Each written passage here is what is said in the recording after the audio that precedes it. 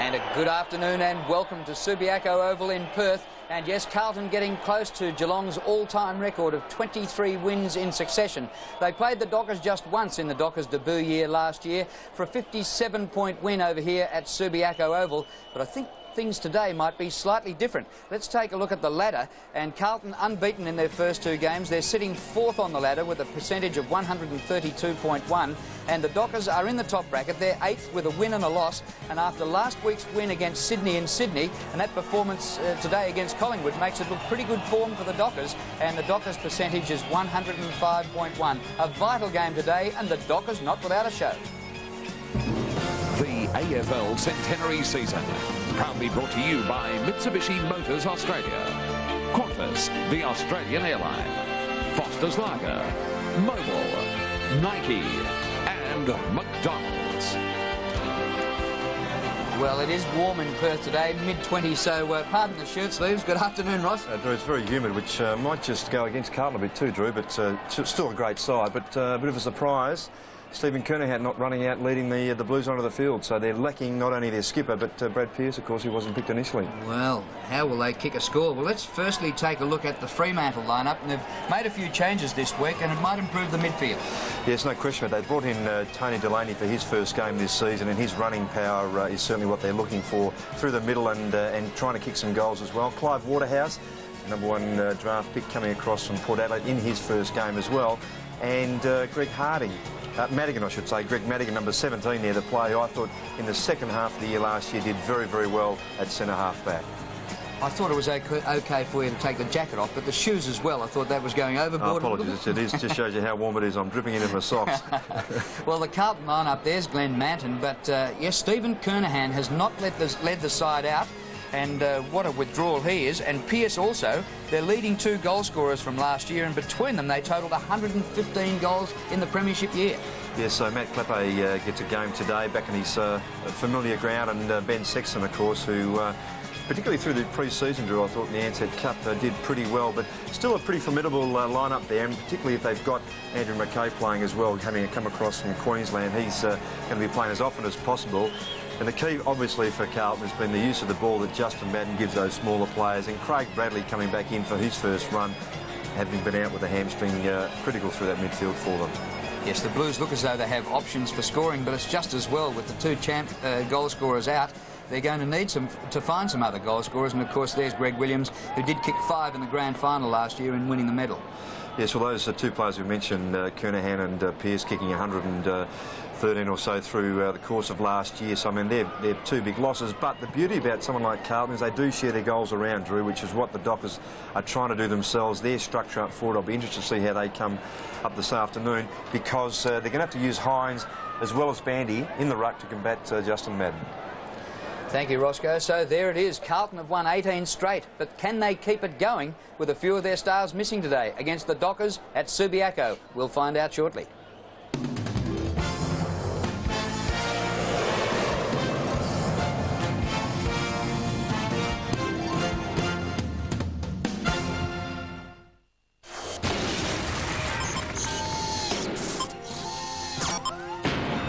Introducing the mighty Mitsubishi Techno Trucks. Canter, the big truck that's made small. FK, the tough truck that's now tougher. And FM, the biggest and strongest of them all. With more power than before and as accessible as ever, they command respect.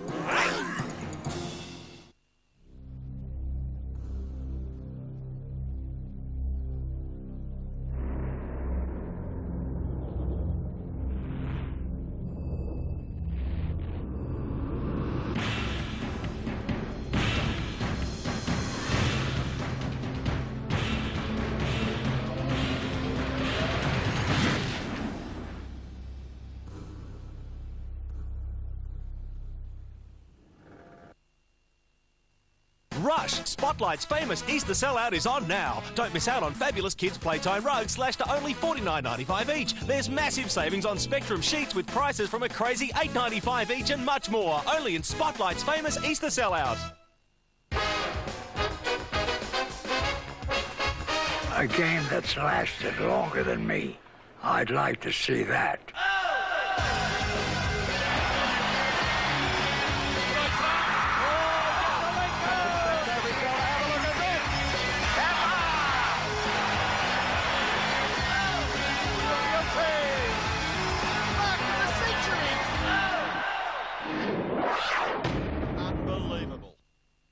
For your chance to share in $100,000, get your Footy Bingo scratch card. Free. In Monday's Herald Sun. Footy Bingo. It's in your AFL centenary paper. The Herald Sun. Will her incredible power over men make her millions? I don't do murder. You would if you loved me. Who will die? Who will be caught? And who will be very, very rich? It's a game, set, match. The Last Seduction premieres 8:30 tonight on 7. Meet Norman Munby. Norman's the happiest man in Australia. Why? Because business is booming. Yes, Full Frontal is back. 8:30 Thursday on 7. Please watch. You'll die laughing. And welcome back to Subiaco Oval. The umpires in charge today. There's Hayden Kennedy already into the water. Last year's grand final umpire, number 7. With him today, number 27, Jeff Caulfield. And a newcomer this season, number 35, is Martin Ellis in his first season in the AFL. Well, down on the boundary line, we have Dwayne Lamb. And, gee, the Dockers would be a chance with the way Carlton looks today. Yeah, we'll give them an early chance. I think they'll give a bit of cheek early, but it's hard to see them going the distance with the Carlton boys. But the conditions down here are absolutely perfect. We've got a bit of a cloud cover, so it's not hot at all. Breeze is next to nothing. So, you know, every chance for the Dockers, because they like to sort of chip the ball around and control the play. So, you know, if they're ever going to run up against Carlton, it's today. And the surface looks good. You didn't burn it up yesterday for Subiaco? No, I wasn't moving that quick at all, and different ground. I was down at Claremont. Oh, I probably should have stayed here by myself and might have got a kick.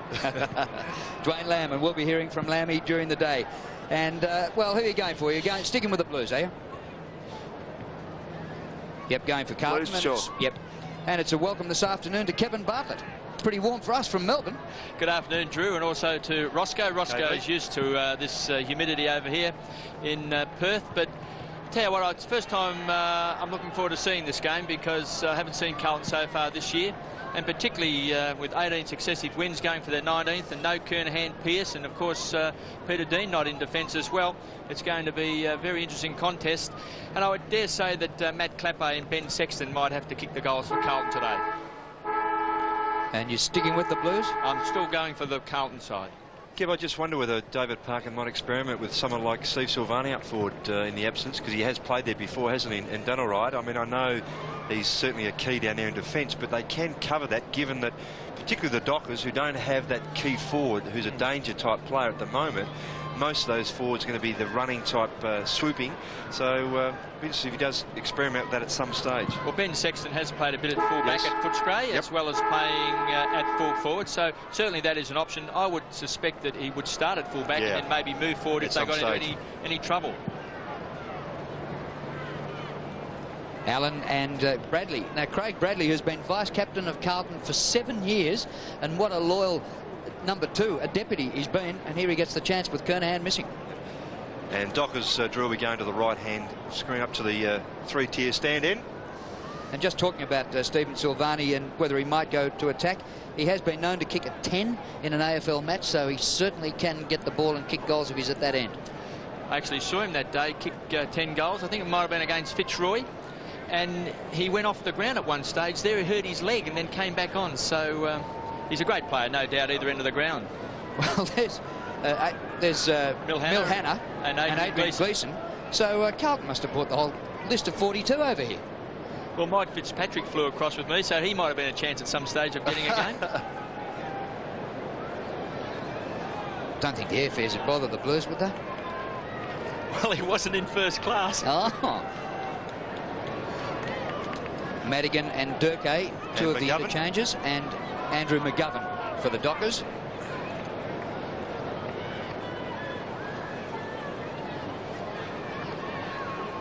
And that's Heaver and Clappe, and coming over is Allen.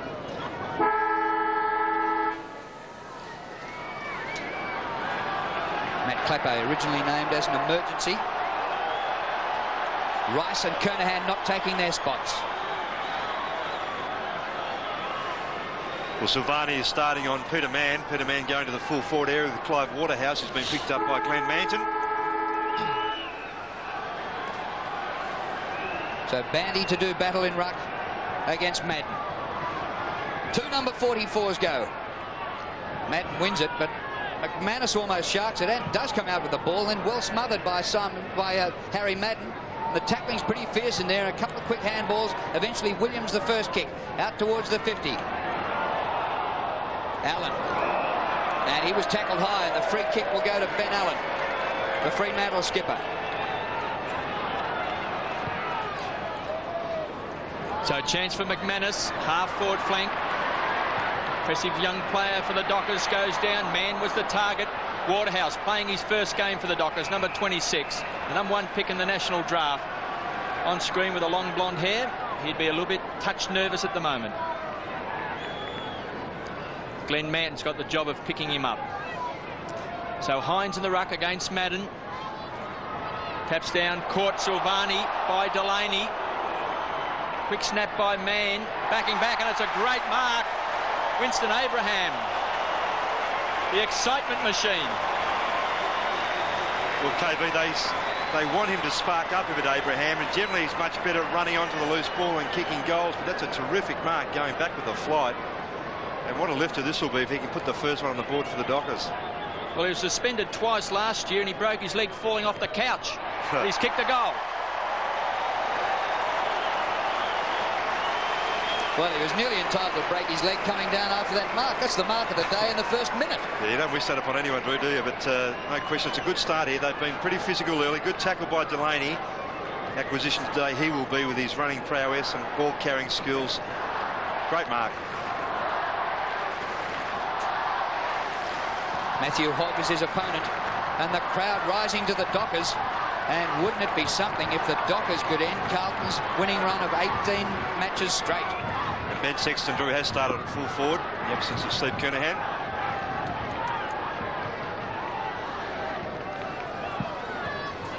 He won the Norwich Rising Star last week, the young bandy, and he called Madden one of his heroes. A bloke he's watched plenty of videos and he's watched his style, and here he is rucking against him.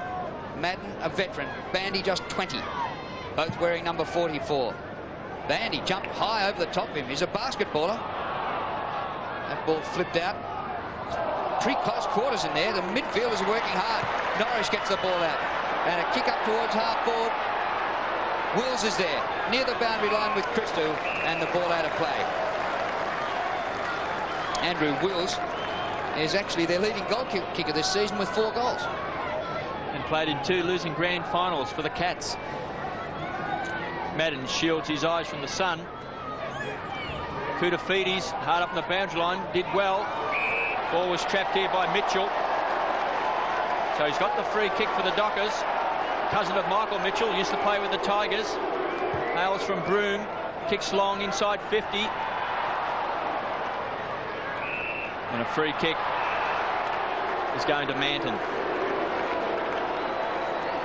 He's got a loose player wide, and Ratton playing his 100th game today for the Blues. Best and fairest in a premiership year. Kicks up to Hickmott. Next, Cat. Handballed over his head to Camporelli. Back to Sexton, still on centre wing. Sexton kicks down to 50 and backing back. Good mark to Big Bandy. That's centre half back for the Dockers. And a 50-metre penalty. It was Craig Bradley who got over the mark, and it's the acting skipper who was pinged. Craig Bradley not too happy with Hayden Kennedy, who applied the 50. So Bandy now in the centre circle. The Dockers actually working into a slight breeze in this first quarter. No doubt Allen hopes the breeze will change and they might have 3 quarters. This holds up. Madden's there. It's punched to the front. There's Abraham dispossessing Hogg. Hogg eventually takes it from Silvani. Christou. Round the corner he goes. Centre wing. Excellent mark by Bandy. Gee, they found a hero here. He's got a Colt following as he goes down to Wills. Good skills. Natural left foot up. Drills the ball into Peter Mann. Needed a kind bounce. Silvani paddles the ball back through the legs. Gets it across to Bradley. His first touch. Long handball. Ange Christou has to kick hurriedly. Chance for Hickmott to run onto the ball. Bang. Tremendous play out wide. Scotty Chisholm. Well, they reckon he's related to the Queen. Big kick down where you see the high flyer, and was that a throw? Not paid. Bradley, cross half back. Carlton, just looking for a cool head. Well, Bandy once more. Fantastic. Couldn't take it on the second grab. Wills does well. Gets the ball back here to Harding. So across half back. They find Allen in the centre of the ground. Allen switches further afield. This is great play. Leach up from defence. His kick inside the 50. It's all Carlton. Manton, good hands low to the ground. He goes back to Christou, almost back to the goal square. Christou with time finds Michael Sexton at halfback. And Drew, Adrian Hickmott's in trouble on the other side of the ground with his right arm after Chisholm came through to take that ball. He's hurt himself. He may have to come off. Spalding at centre wing. It clears the two of them. Goes to Allen. A little kick by Allen. Too high for Bandy, so it must have been pretty high to McManus. And this is good running by Kickett up from the half-back line. Pokes it over the top. Bandy's been a sensation. Here he is at centre-half forward. He's run down from behind by Camporelli. Grabbed by Bradley. Bradley's caught as well, so it's a hurried kick. Chance for McManus. Just weighs up his options. Take a bounce. Wants to take on Brown. Got pace. Now, he's not quite certain. He's got no one to kick the ball to, so he kicks it high. Bandy's there, punched away by Madden. Ratton at ground level. Bandy does his own roving. Look at the dance steps. Choreographed by the late Sir Robert Helpman. Gets it across here. Delaney down towards 50. Sexton under pressure. Madden. Abrahams takes it to the Dockers. Man. Quick kick inside 50, but it's all Carlton. Silvani will run onto the ball. Brown wants it in front short. Gets a grubber. Harding traps it for the Dockers. Does well. He's got a loose player in Kickett on the wing. The Dockers have the only goal of the game to date, and they're taking it right up to the Premiers. Hines beaten to it by Manton. Oh, crunch. Down goes Koutoufides. Illegally, says the umpire. Free kick to Kouta. Tough job for Norwich too today, Drew. He's picking up Koutoufides, giving away height, a bit of strength, trying to match him with pace. Well, if you thought that Carlton had the advantage in midfield, the Dockers have blocked them up, they've harassed them, and the Blues have been put off their game. Spalding paid the mark at centre wing. Well, he's a West Australian, but they're hooting him here. He's playing in the wrong colours today. Kick by Spalding to centre half forward. Punched down by Chisholm. The umpire said the ball's held in here, and he's going to ball it up at centre half forward for the Blues. This is about as far forward as they've been. Struggle to get the ball across the centre line. Madden. Williams gets the ball out to Ratton. Goes short and finds Justin Murphy. Kicked 5 goals on debut for the Tigers a couple of years back, getting his second chance at the big time. Yes, Brett Ratton, of course, has been an outstanding player, and Murphy just with a chance to really consolidate his spot in this side. Kicking from right on 50.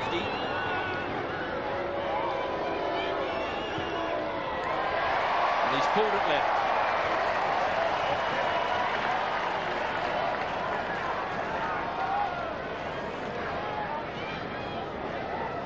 Been a good start, though. A real contest of a game, isn't it? Scotty Chisholm to bring the ball back to the Dockers.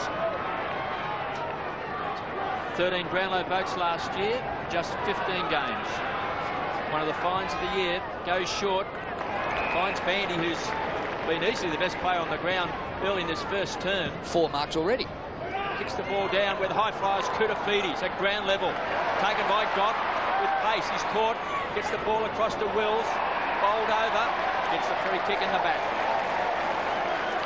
Open forward line. Just 3 pairs of players inside the 50, but he kicks into the man on the mark, Christou. The spills come to Hines. Well done, big fella. A good turn. Puts it high, short of the goal square. Waterhouse climbs from the back. McKay in front. Little left foot around the corner. Mitchell palms the ball down. Wills had it spent. Mitchell gets it back. And the kick inside the 50, straight to Koutoufides. The hand pass quick to Sexton. Wobbly old kick towards the centre of the ground. Hickmott, that's good play. Going back to Spalding. Spalding up to centre half forward with his kick. Didn't aim it. Went anywhere. Leach did well. Across the half-back line he goes. Harding. And they're running extremely well here, the Dockers. And running the Blues off their legs at the moment. The kick by Harding, short of half forward. Looking for Hines, but Sexton marks in front of him. The ever reliable Michael Sexton. Kicks up towards the centre of the ground. Hickmott takes it. Gets it across here to Bradley. Streams out of the centre, kicks long. Off target.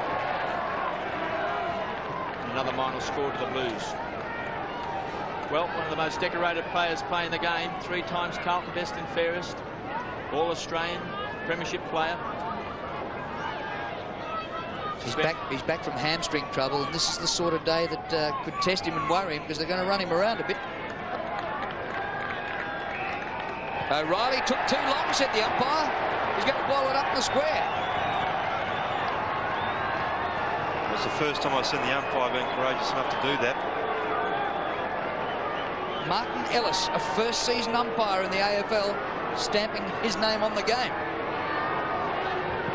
Right on the edge of the square. Blues haven't scored a goal. Madden tries to get boot to ball. It's gone through for a rush behind. Carlton are 3 points. The Dockers are 1 goal.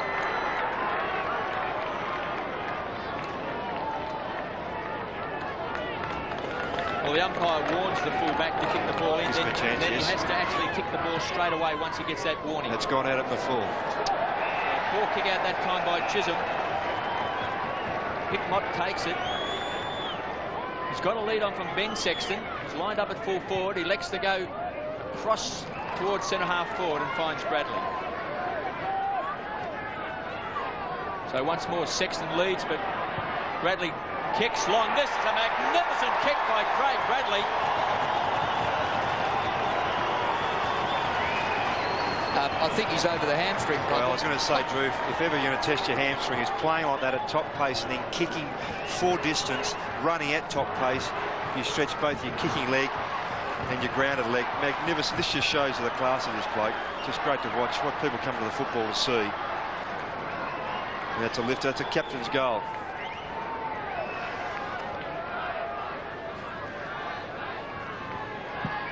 A superb running goal by Bradley. McManus out of the middle, losing ground in possession, almost took it too far defensively. Here's Bandy again. Drops this one but has time to recover. Hickmott, a good tackle. Oh, he spun him round nearly 360. Now Harding to the skipper, Allen. Blues lead by 9 points, 1-3 to a goal. Mann under pressure from Silvani. Delaney's there. Making a return today, Tony Delaney. Back to Allen. 2 curly tops. Allen's kick smothered by Silvani. Mann. Gee, the pressure's on. Delaney once again. Touched off the boot, play on. Mitchell, it's no mark. Koutoufides. Pressure all the time. Silvani into the centre square. Palm down. Comes to Madden. He's blocked there by Jones. Harding's been good in the first term. Allen. Bit of a fumble, which was costly there for Ben Allen. Hines. Umpires put the whistle away. It's shoveled out by Whitehead.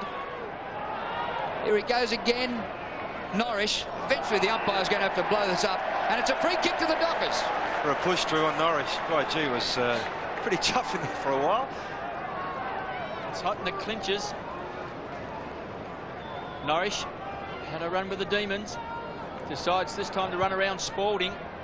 2 against 1. Koutoufides marks in front of Waterhouse. Okay, that's where they're falling down. They've had to look for Waterhouse a few times. He's just not tall enough to take marks overhead in that situation. Koutoufides to Mackay. Out wide. Whitehead couldn't take it. McManus goes backwards. Finds Godden. Goes short. So he finds Big Bandy. He's going to be caught again. This time by Madden. Not so. Kicks the ball long. Man sets himself. Silvani, clever play. Concedes the point. Bandy, 5 marks, 6 possessions. So Christo brings the ball back in, finds Koutoufides.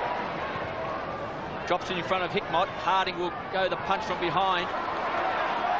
Hines gets support from Harding, goes short, finds Norrish. Back to Hines. It's a shocking kick. And Sexton takes the easiest of marks. He was looking for Mitchell on his own, further to boundary. The kick was poor, as Kev said. For Fraser Brown, punched down by Leach. Sweeping up as Mackay at halfback. All the way from Brisbane, where he's studying, so it's been a long trip for this game. Whitehead inside the 50. Murphy can't mark but paddles the ball on. The umpire said it was a throw. It's Martin Ellis again just saying it was an open hand, Drew, rather than a fist. So we can pick it up here. It goes down the ground, open hand. Well, it's a hit. Play on. Here's Bandy about to get another possession. Unmarked out here on centre wing. He waltzes around Harry Madden and kicks to centre half forward. McKay, excellent. Oh, not quite the mark. Play on. Dale Kickett balks the hand pass, turns them inside out, and here's Hines just outside 50. He could nearly have gone on. Short pass, Mitchell. And Mitchell right in front, 45 metres from goal, will be kicking for the Dockers second. Yes, and it's well played by Bandy, who I'm sure has been instructed by Jared Neesham to take on Madden at every possible chance around the ground. And Hines, who's been getting away from Sexton, just losing his disposal at times. We see Delaney off and coming on as Durkay. Delaney will be used sparingly today because he hasn't played much footy. And Madden's coming off as well, so Bandy's flogged him in the first 10 minutes. Allen coming on as Mitchell kicks for goal, gets the distance, a great kick. What does the future hold for you this April, May or June? Will you be travelling? Travelling overseas? 7 nights in Ho Chi Minh City from only $1,209? Or 6 nights in Los Angeles from just $1,899? Will your companion be going with you for 30% off this low price? And when you return, will you fly to one of a selection of Australian cities for only $99 return? You will, but only if you hurry. The Qantas See the World for Less sale ends April 15. Well, can Matthew Allen stop this great play of Bandy? 5 marks already, 7 possessions. Bradley wins the tap. Jones takes it for the Dockers. Gets it back to Kickett. And balls over his head. Quinton Leach kicks the ball back towards the wing. Abraham's already kicked the goal. He's off. Play on, says the umpire. The excitement machine. Kicks long inside 50. Hines sets himself. The fist comes from Sexton at ground level. Silvani gets there first. Backpedals out of the pack. Christo kicks along the ground. Camporelli, quick hands, it's hot. Allen gets the ball back to Hogg. Players kicking the ball, handballing under pressure. Hickmott was desperate, couldn't pick it up. Whitehead bundled over by Leach. That's a bit iffy. I reckon KB, they've both gone to ground. Play the ball, certainly. He's on his way down anyway, he's on the side. Hickmott kicks up. Murphy sets himself in front. Back of the pack, Ben Sexton. He's on 50, screws it around the corner. Murphy running with a flight. Needed a bounce. Fraser Brown can't get there. And it trickles through for a minor score. Well, that midfield run, Kev, is what Jared Neesham is trying to provide to try and expose Carlton a little bit in these conditions. And they've certainly settled in very quickly, the Dockers, and Carlton just battling a bit at the moment to get some system. And certainly with those 2 key forwards, Pearce and Kernahan, lacking that normal structure when they go forward.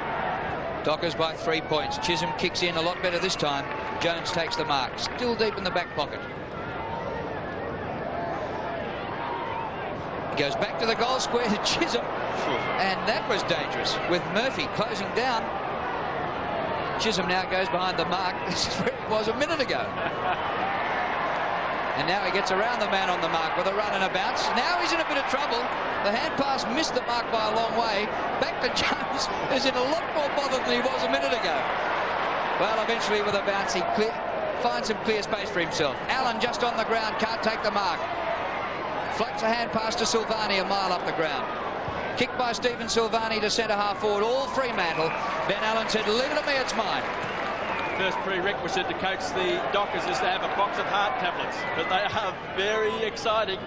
Man kicks down, trying to take one-hander was Christou. Williams on hands and knees, does well, gets it back to Allen, back to Christou, turns back, good pressure from Wills, comes to Kurtafidis, bouncing off the pack was Durkay, quick kick down towards Hines, pushed out of the way by Sexton. Got support there. Hines does well. Sexton on hands and knees. Waterhouse forces it over line, and it's been deliberate. Called deliberate. In Sexton. Hayden Kennedy, the umpire, had no doubt whatsoever that this was pushed over the line on purpose.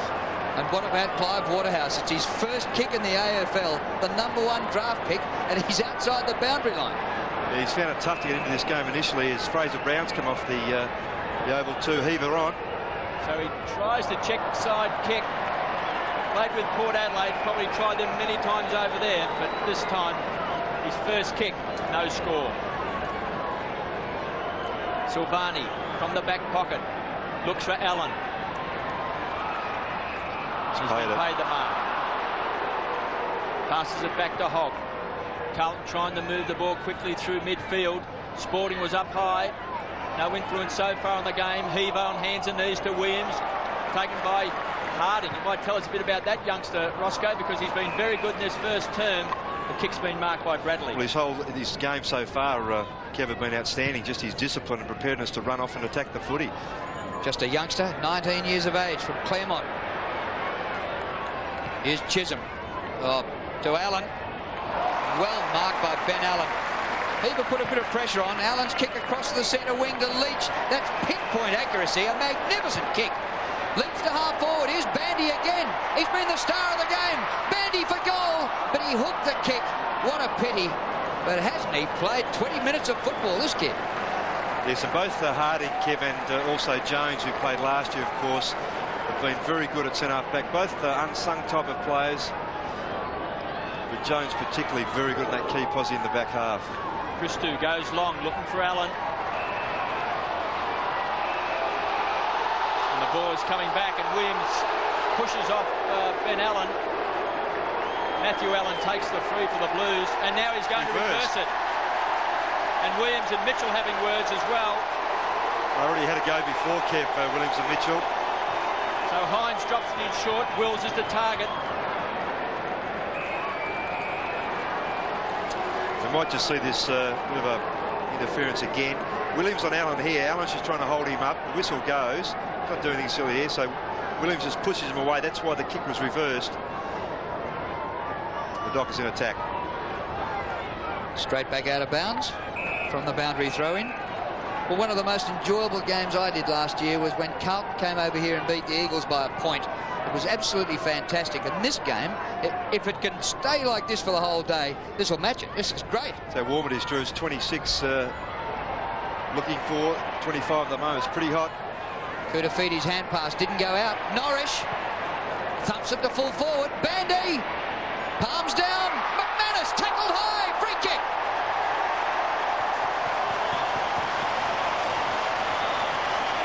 Yeah, it's a little bit stiff there, Steve Silvani.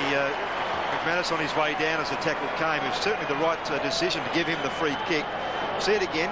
Good contest here by Bandy. Get his hand there, just around the neck.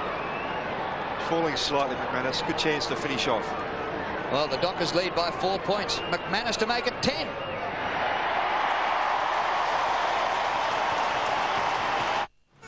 Never have I seen an Oscar night like tonight. What a brilliant evening. Stars and more stars, and oh, just look at what Jackie's wearing this year. Can I help you? I'd like a chocolate sundae, please. Excuse me. Thank you. To everyone who made this possible. It's only 95 cents. Thank you.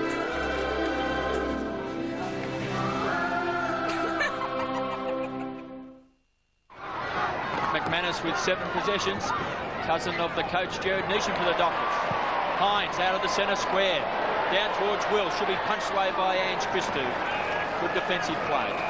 Kevin, Andrew Wills today, apart from his game last week where he kicked a couple, he really has been disciplined in trying to make sure that Christou doesn't run off, and he used his own pace for pressure on the forward line. That's what he's there for. If he continues to do that, far better player.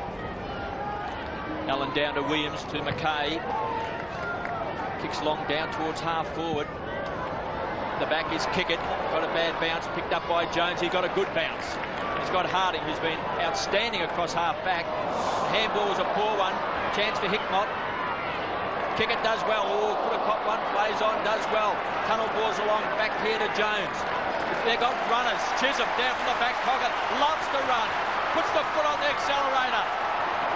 Kicks a shocker. That's the weakness in his game. The disposal, under pressure, when to kick, when to handball. He's got it again. Back to Ben Allen. A big talk inside 50. One for the high flyer. Bandy was there. Waterhouse not on the second grab. McKay.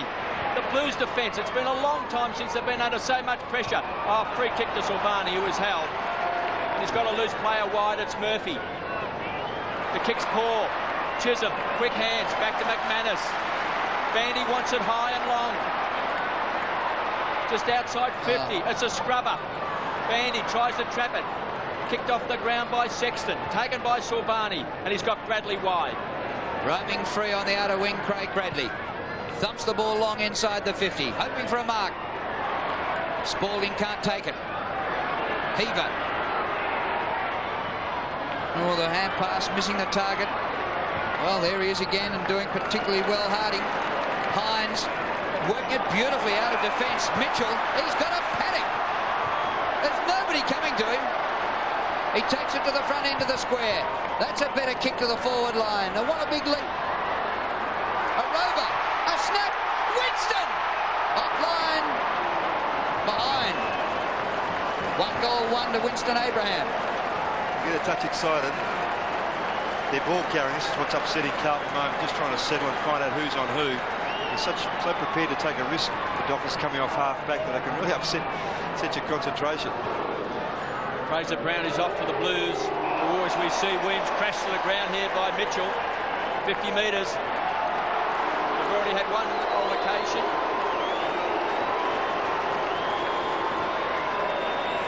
Yeah, that was untidy. He was always going to be late. Yeah, well, that was a pretty heavy knock. Pretty short 50. Williams with the Norm Smith medal. The grand final finds Spalding. First grab kill, I kept, isn't it? So Spalding goes wide to Bradley. It's kicked Carlton's only goal. Fremantle 3-3-21, Carlton 1-4-10.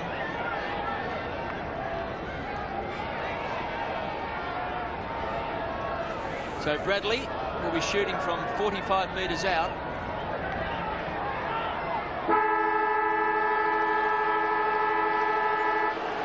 So he'll be shooting after the siren. It's been a great opening quarter. Fremantle's running out of defence and across the ground.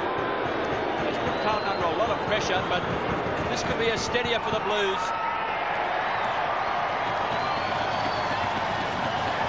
And he's kicked a great goal on the bell.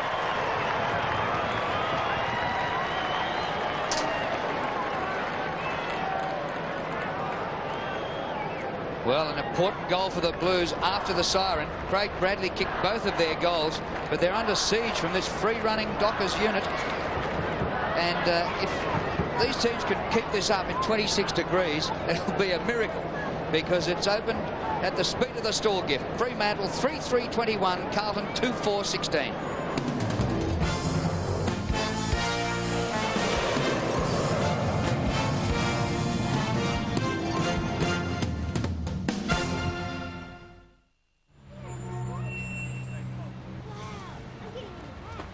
With over $2,000 of added value, including an electric sunroof, CD stacker, and unique escape badging. The quickest way to escape the urban jungle is in a 3.5-litre double overhead cam Mitsubishi Pajero Escape. Please consider. Now we return to the extreme adventures of Russell and Glenn.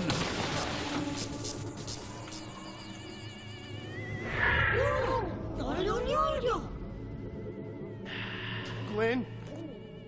Aliens? Friends?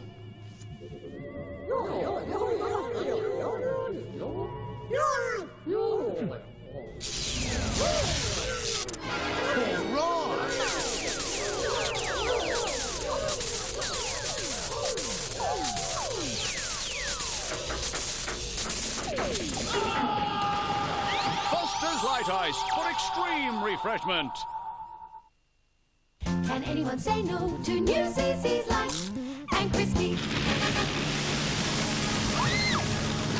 Does anybody here know how to fly a plane?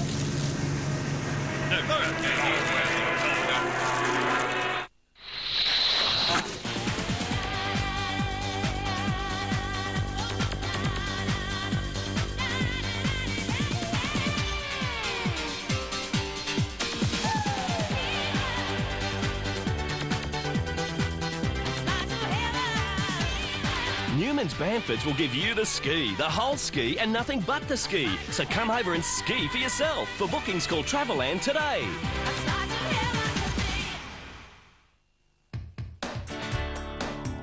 It's my team. Show 'em you belong. It's my team.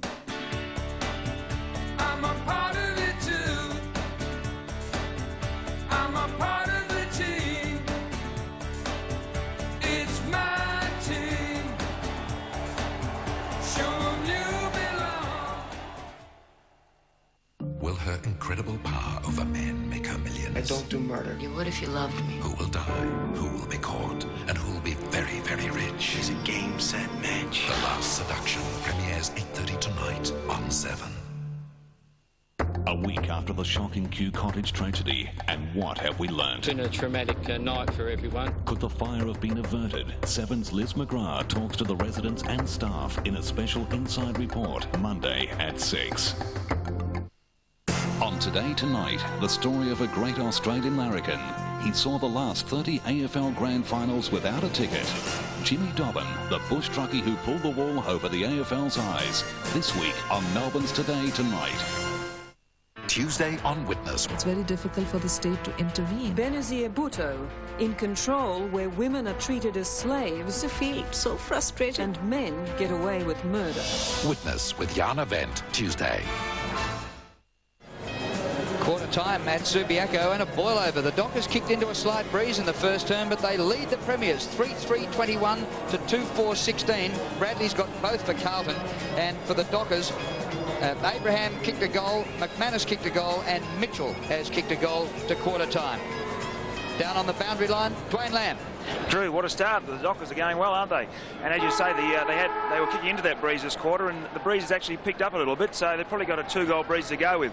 Neesham was obviously wrapped with the enthusiasm and the pressure off the ball. He was particularly complimentary about Parkin. He's just trying to wake the boys up and get something going.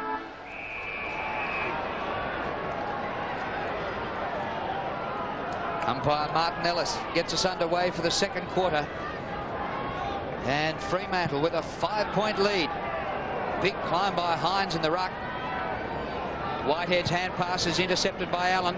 A high kick outside the centre square.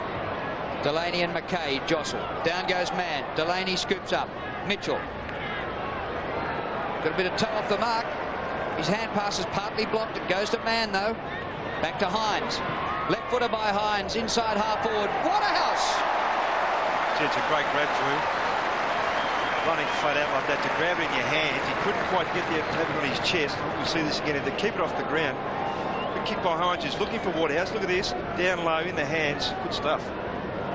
Well, both with Port Adelaide blood in them. Waterhouse played in their premiership side last year and was the #1 draft pick in the national draft. Can he get his first goal in the AFL? Oh, it looks good. Yes, sir.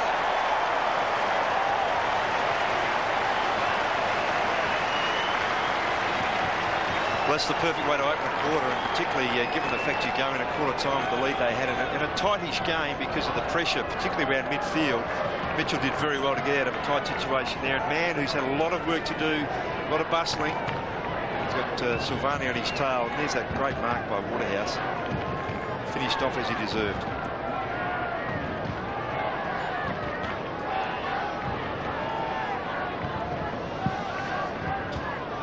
Allen versus Hines. Hines wins the tap. Norris, quick hands to kick it. He's got a chance to go over the top to McGovern. Gives it back to Kickett. Twisting and turning. Goes short. Bradley did well to get a hand to the ball. Rat back to Bradley under pressure. Quick kick towards the boundary line. And the tackling has been quite ferocious from the Fremantle side, Roscoe. Yes. It's Fraser Brown, who didn't have a touch of the footy in that first quarter. You're in close. The Dockers have been very good. And Madden still on the bench.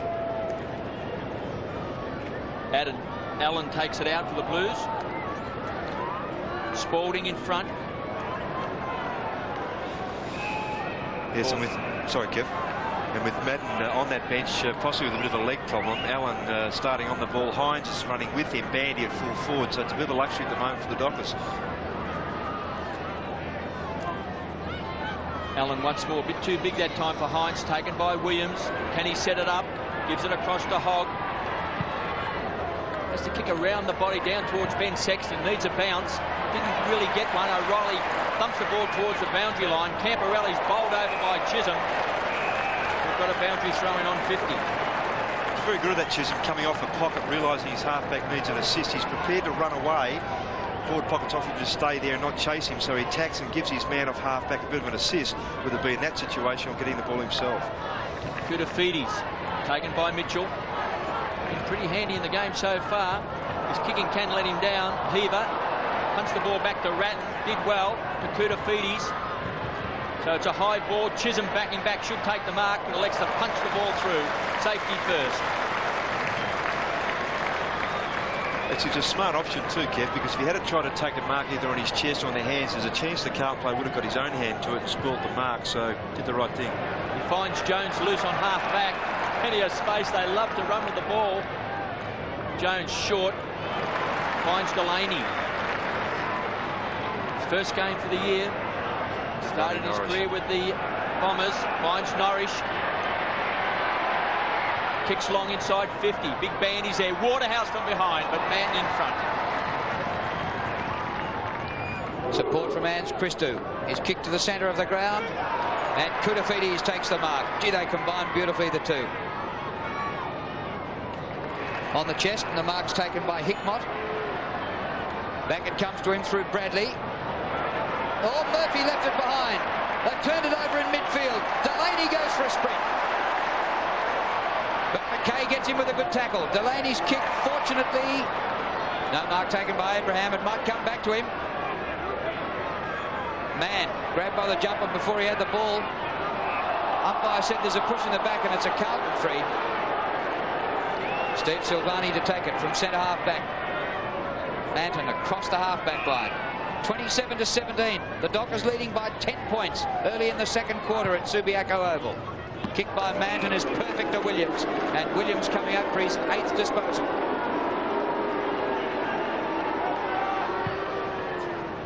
To the 50. Koutoufides is covering the ground magnificently. O'Reilly with Sexton, and the ball out of play for a throw-in.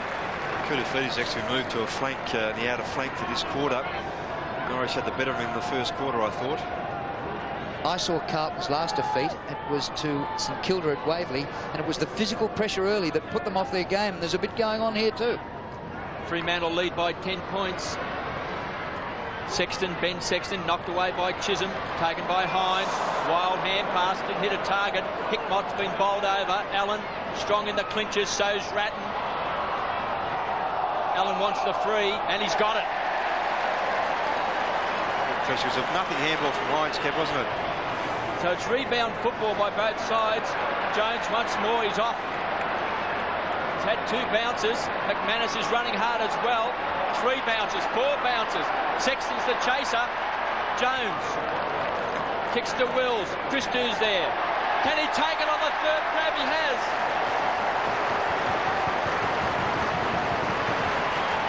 Right on 50. He had to grab this, Kev, because other work by Jones is all coming undone there. Good effort. Made it hard for himself. Maybe a slight disappointing last year for the Dockers. But Wills, big kick across the face of goals. Taken by Mann, quick snap, straight up in the air. Bandy, he's roped it. Ball ricochets off Delaney through, and no, it's over the line. It's a boundary throw. Just about smothered off the boot by Delaney. Couldn't get out of the way. Big Bandy, who's been a star of the game, 6 marks, 9 possessions. Number 44 for Fremantle, just 3 games last year. Allen thumps the ball down. Mann couldn't take it. The free kick's going to the Blues. Silvano, be careful, too high. Madigan's warming up for the Dockers. McKay. The defence has been under siege a little bit. Of course, they're missing Peter Dean, one of the vital 6. Williams getting hoots every time he gets near it. Happens nearly every ground around the country. Good punch away by Hines out of play. Needs to come off, I think, Drew, yes. Be replaced by Madigan. has done a superb job and getting an ovation as he comes off. It's not a packed crowd by any means, but boy, they're getting their money's worth and making plenty of noise. Kick by Allen didn't go far. Koutoufides couldn't get a hand pass away. Whitehead. Down goes Ratton, who's been pretty quiet, the best and fairest. Mitchell. Left footer by Mitchell on the bounce. Beautiful hands by Mann. Open forward line. Mighty kick by Mann. Wills. He's got it. And goals.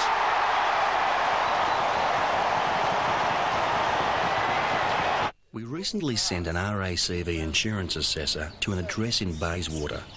Apparently, a car had been rolled, which isn't unusual, although the assessor can't recall anyone else ever doing it in their backyard.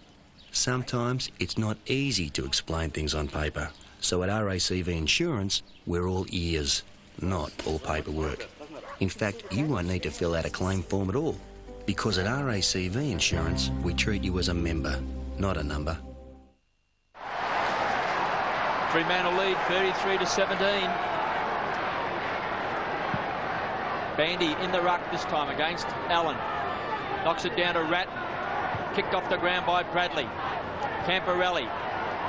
Just couldn't take it for Carlton. Kick it with quick hands. Gets it across here to Jones. Long raking hand pass to McManus. Mann wants it short. Magnificent pass. And Peter Mann's marked. They want 50 as well. Nothing in that.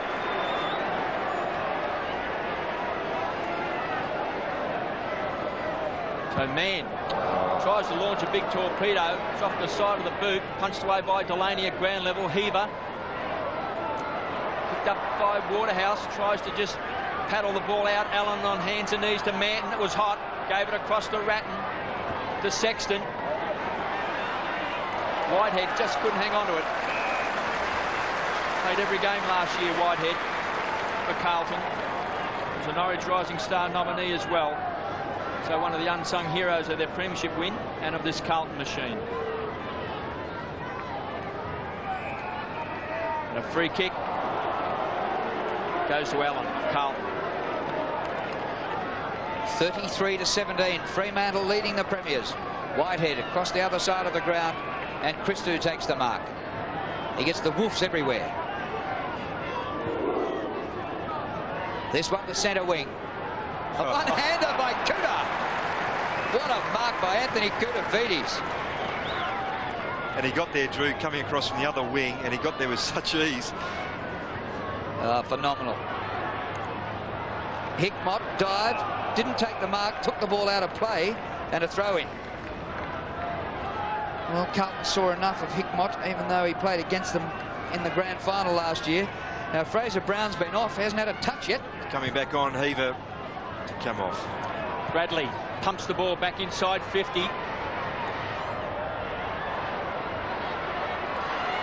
Kicked off the ground by Chisholm. Clever play to McManus. Kicks the ball to space. Mitchell can run onto the ball. Fraser Brown. He gets support from Bandy. Mitchell to Allen. That's his 11th kick. Beautiful pass. Finds Peter Mann. On again. Goes short to Allen. He's got it. Well, Fraser Brown started from the centre on Allen. Was taken from the field. Williams started on the forward line. Has been moved on to Ben Allen, who's been so dangerous. Yeah, the setup here, the assist by players, Mitchell on the wing, ball coming off half-backs, just exceptional. And then again, Allen's preparedness to run forward and take the second posse. Good thinking. Third in the best and fairest last year, Ben Allen for the Dockers. Won a BNF in the Hawthorn Premiership side. This is a great kick by the stepper.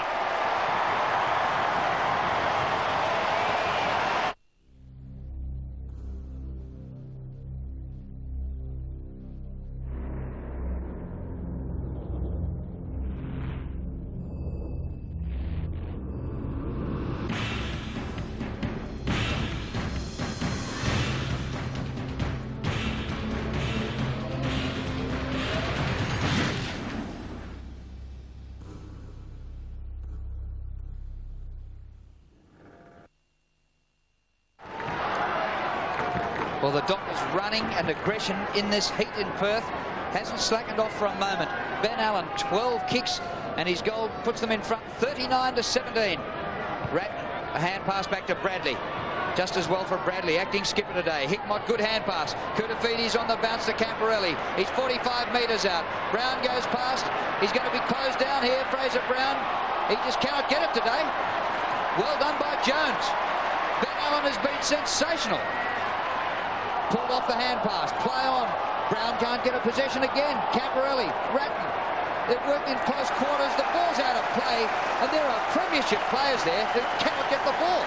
It shows you, Drew, if you're committed and you're prepared to play one-on-one and just attack the play, and the football can bottle up anyone. Best tackling effort I think we've seen by Fremantle since coming into the competition today. Bradley to Whitehead, runs the 50. Bounced the wrong side for 1 point.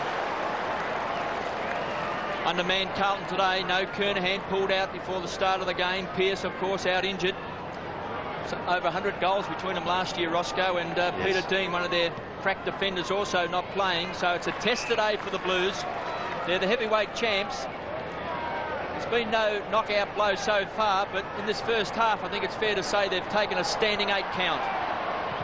Leach hugs the boundary line. Abraham is out on the full. Hogg to take the kick for the Blues. Played only 4 games last year. 3 of them were finals, and he played in the premiership. So he forced his way in just at the right time. Short of 50. Koutafides. Well, this man can play key positions, defence or forward, in the ruck. Sensational player. Allen. And Matthew Allen, who was originally named as an emergency,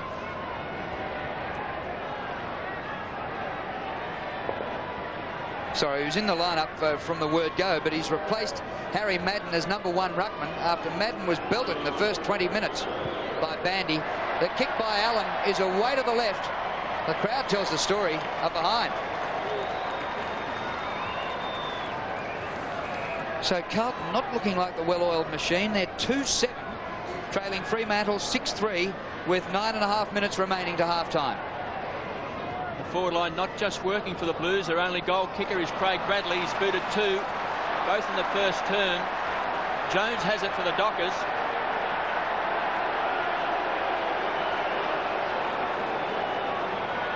He's going to transfer the ball out towards the members' side. Finds Kickett. Second in the best and fairest last year for the Dockers. Had a great year. He's best in league football. Mitchell back to Chisholm. Goes short. Too high. Taken by Ratton. Chance for Williams, who was held. It's going back to Ratton. Going back to Ratton right, first. Kev, yes. So Brett Ratton, his 100th game today. Pops up and Williams does well. Not paid. Ground level. Mitchell in a bit of a surprise packet. His kicking's less than perfect. McManus, a lot of pace. Good vision out wide. Bandy runs onto the ball. He's been the star. Can't pick it up. Gets it to Peter Mann. And the mark by Madigan. Started on the interchange bench. Actually came good towards the end of last year, Roscoe. He played 17 games, I think it was, Kevin. I just really think that his second half of the season, without question, was very good at centre-half back. Played in a premiership side for Hawthorn in the 80s. From that point on, he's had a fairly disappointing career, but it's back on track because he's kicked it.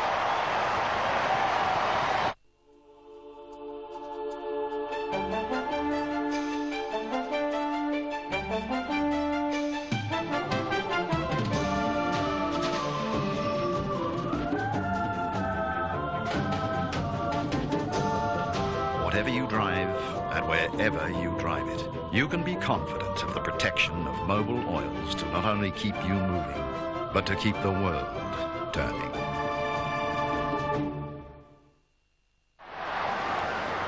Well, if you've just joined us, look at that scoreline. Can you believe it? Fremantle 45, leading Carlton 19. The Blues have won their previous 18 matches straight, including last year's premiership. Bandy got a fist to it. Brown for Carlton. Spalding goes to ground. Kick it. Punched on by Hickmott. Spalding got one to the face, and down he goes. Jones fights hard with it. Chisholm taking it to the line, but not out. Well done by Chisholm. The look-away hand pass. Bandy, well done by him. Round the corner, McManus, short of half forward, and a courageous mark by Manton. Yeah, Bandy off, Hines on. Well, Bandy has rucked here for a quarter and a half and has been absolutely sensational. And he sits down with 6 marks and 10 disposals. Bradley, good tackle by Ben Allen. Matthew Allen for Carlton, floats one high for Koutoufides. He's robbed of it by Kickett. Leach. And look at the run up from the back pocket. That is sensational by Harding. And they've opened it up again, and they've been doing it all day, setting up attacks from the last line or the second last line. Kick by Harding to half forward. Man! Perfect football. He's 70 metres out. Big band, let's see, it's Madigan down in the square. So, man, slowing things down. That's unusual for the Dockers. Hurry, otherwise Allen's going to get a chance to get down there as well. Clappé's warming up for Carlton. Oh, he's kicked it straight to him. And Manton takes the mark. So, a bit slow getting the ball into the forward line. That time for the Dockers. Hogg takes it away for the Blues to Hickmott. He can go over the top. He's got a loose player in Whitehead. It's his 9th possession. Been a handy player. Kicks down to Sporting. Got a poke in the eye, but he's fine now. Kicks deep. High flyer. Was Silvani, who's been moved down forward. Williams, can he beat 2? He's coming back. Been pulled back, holding the man's been paid. So Silvani has been moved up forward, Roscoe, and you made that point early in the game. He has kicked 10 in a league game against Fitzroy.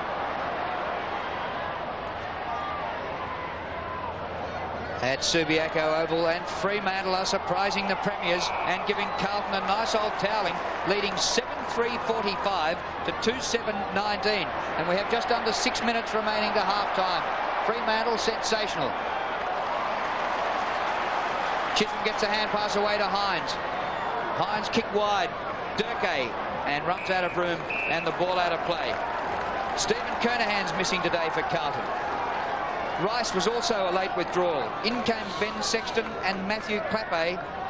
So they're below strength, and there's Clappé just coming off the interchange late in the second quarter. But Fremantle have been spectacular in putting on one of their best displays ever in the AFL against the premiers and Carlton, who have won 18 matches straight. And they're robbing them of the ball all the time like this. Leach. Whistle's gone. It's coming back and will be a free kick to Leach, who was pushed. Yeah, Clappé on for Murphy.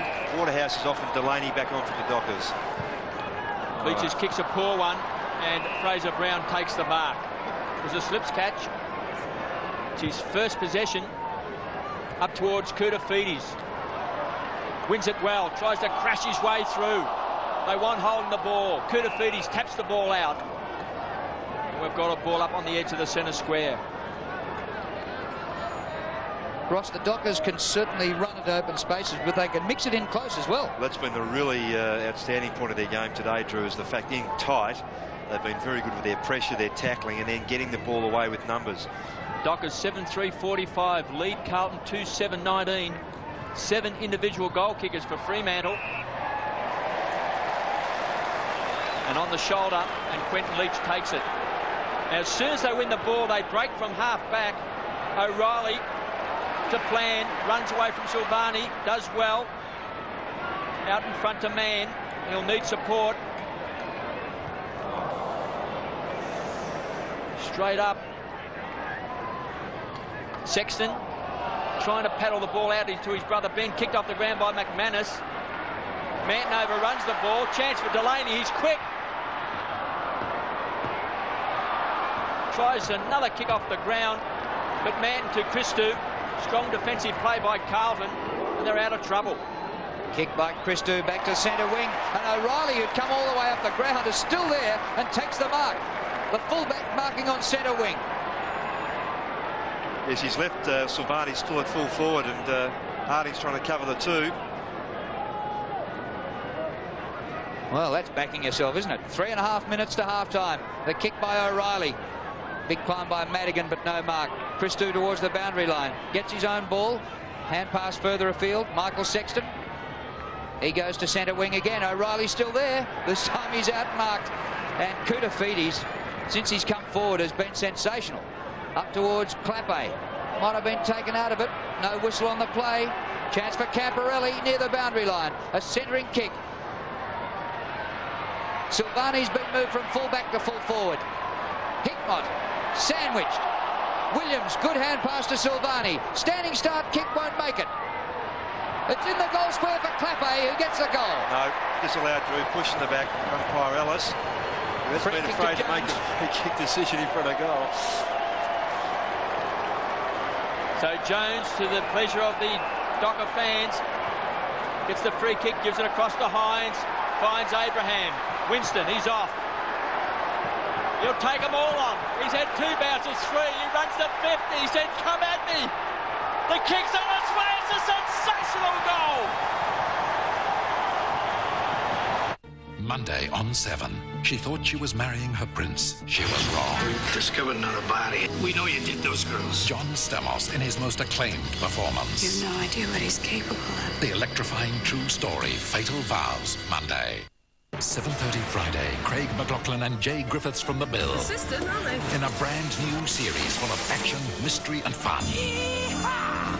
Bugs premieres 7:30 Friday on Channel 7.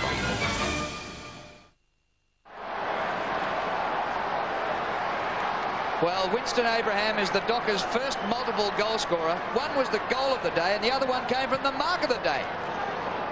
Back in the middle, Allen wins for Carlton. Bradley for the Blues. Just as well for him, he's had 16 disposals.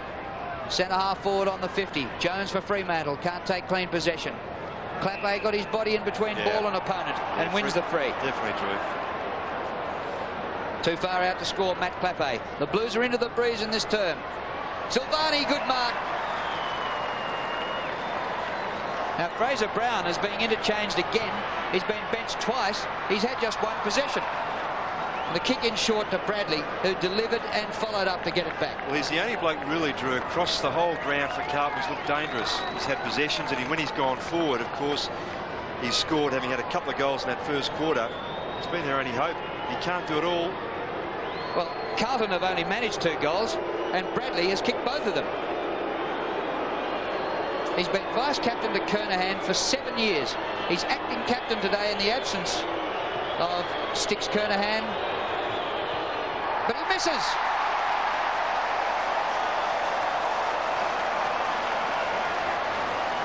Two goals, 2 to Craig Bradley. A minute and a quarter to half-time. It's 51-20.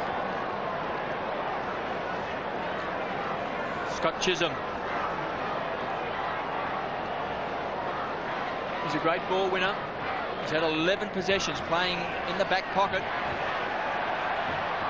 To Leach. To Godden. Half-back flank, the ex-Eagle.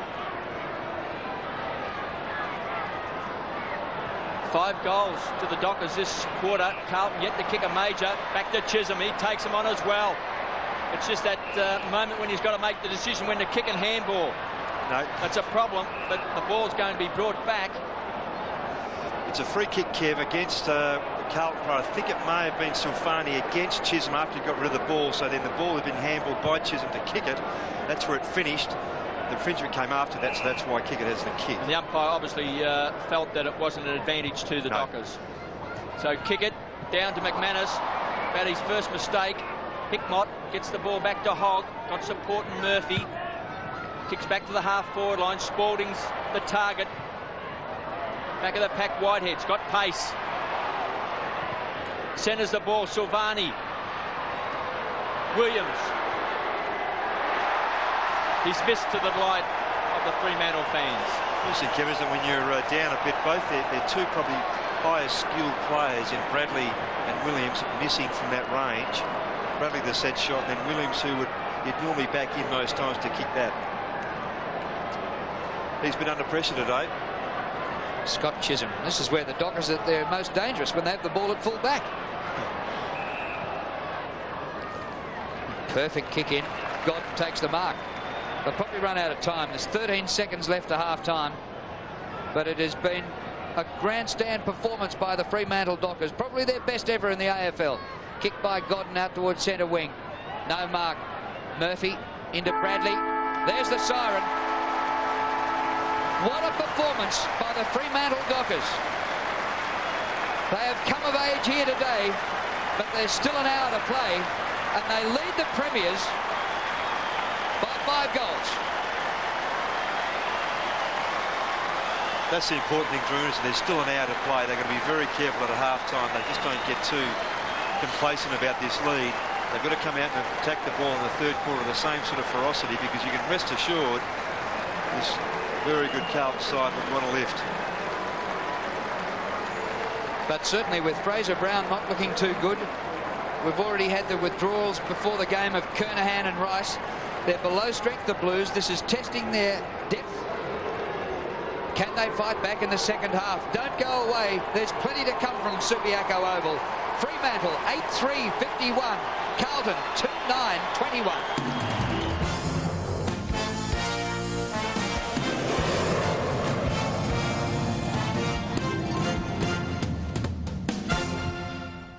Hello, Dean Felton in the 7 Newsroom. And coming up on the news at 7 o'clock, a major blow to firefighters as the Industrial Relations Commission bans further strike action. An Israeli helicopter strike on supposed Hezbollah hideouts in southern Lebanon kills innocent women and children instead. Tough new domestic animal laws causing a huge influx of dumped cats at Melbourne's animal shelters. And Greg Norman way out in front in the Masters, just 18 holes from his first major US victory. 7 Nightly News at 7 o'clock.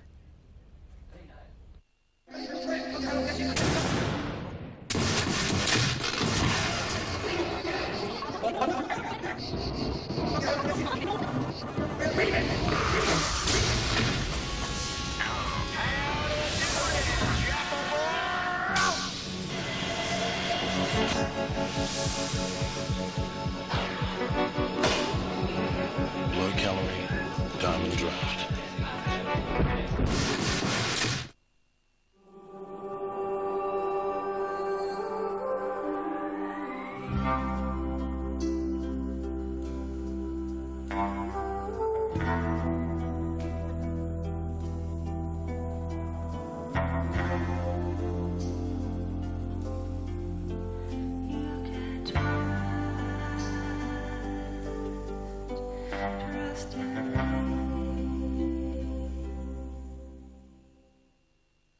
For your chance to share in $100,000, get your Footy Bingo scratch card. Free. In Monday's Herald Sun. Footy Bingo. It's in your AFL centenary paper. The Herald Sun. Can anyone say no to new CC's Lunch and Crispy? Does anybody here know how to fly a plane?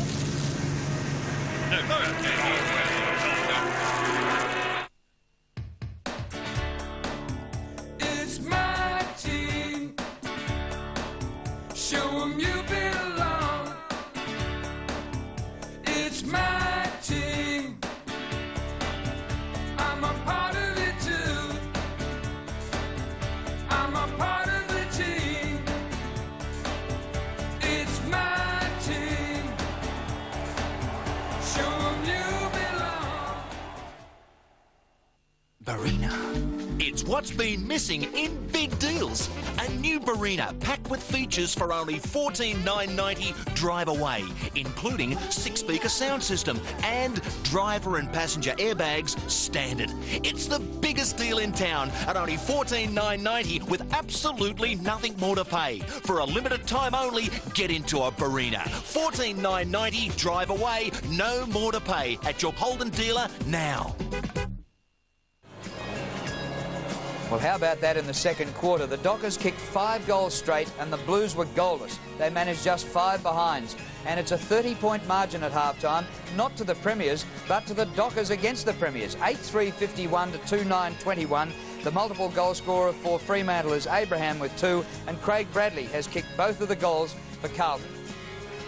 Well, the other West Australian team, the West Coast Eagles, in Melbourne today to play Essendon. And for his report on the game, it's a good evening, to Lee Matthews. Yes, good evening, Drew. Well, it was a game of two halves out here. The first half, Essendon completely dominated and were 13 goals to 2 up at half-time. Hurd and McCurry in the forward line were fantastic. Somerville was dominant in the ruck, and Masudi finished off his work from midfield, and eventually Harvey across half-back. Really, it was a dominant performance by Essendon. But the second half, the things turned around, not greatly on the scoreboard, but certainly in general play.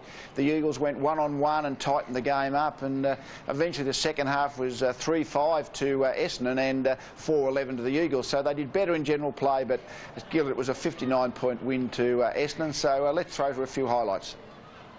Lyle smothered off the boot. It ricochets high in the air. Danaher comes again. Cockatoo Collins, nicely done. 45 metres out, pulls it back. Good effort. Great goal. Hurd brilliantly done. Doolan snaps, and that's a great goal. Taken by Pryor under pressure. Cockatoo Collins, little give. McCurry, wonderful finisher. Another one. Here's Hurd, slides it across the face. O'Connor, Calthorpe.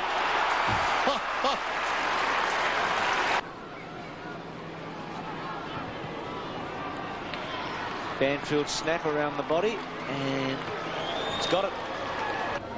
Well, the Eagles, their second defeat in a row, and what a bad one it was. Certainly they were out of it at half-time, 13 goals to 2. The Bombers eventually 16-13, 109 to the West Coast Eagles, 6 goals, 14-50. Let's take a look at the goal. Thought we were going to look at the goal kickers there, and let's take a look at the goal kickers from that game, and you'll have to put them up because I have no idea who kicked the goals. It's a long way from where I am here. And we're also supposed to look at the Sports World vote, so I'm relying on somebody to show me. There are the goal kickers. And McCurry kicked 3, O'Connor kicked 3, Cockatoo Collins, Simons, Lloyd and Doolan kicked 2 apiece. And for the Eagles on a very poor day, Banfield and Matera got 2 goals each. Now, what about the votes in that game? Sports World votes from Lee Matthews, 3 votes to James Hurd of Essendon, 2 to Joe Masiti, who's had the interesting haircut, and 1 to Mark McCurry, all Essendon votes in that game. Well, there are matches being played in 3 different states today, and up in Sydney, the Pies made the trip to play the Sydney Swans, and with his summary of that game, here's Gerard Healy. Yes, at the SCG today, 18,000 people saw the Sydney Swans open their account for 96, and Rodney Eade score his first victory as coach of the Sydney Swans. Collingwood started quite comfortably. They bounced out to about a 20-point lead, but then the Swans gradually wore them down, and led by Greg Stafford and Paul Kelly in the middle of the ground, their midfield became dominant and kicked many, many opportunities to a rampaging Tony Lockett, who kicked 8 goals in a best-on-ground performance in the Sydney Swans' 34-point win. Let's have a look at some of the highlights of the big fellow.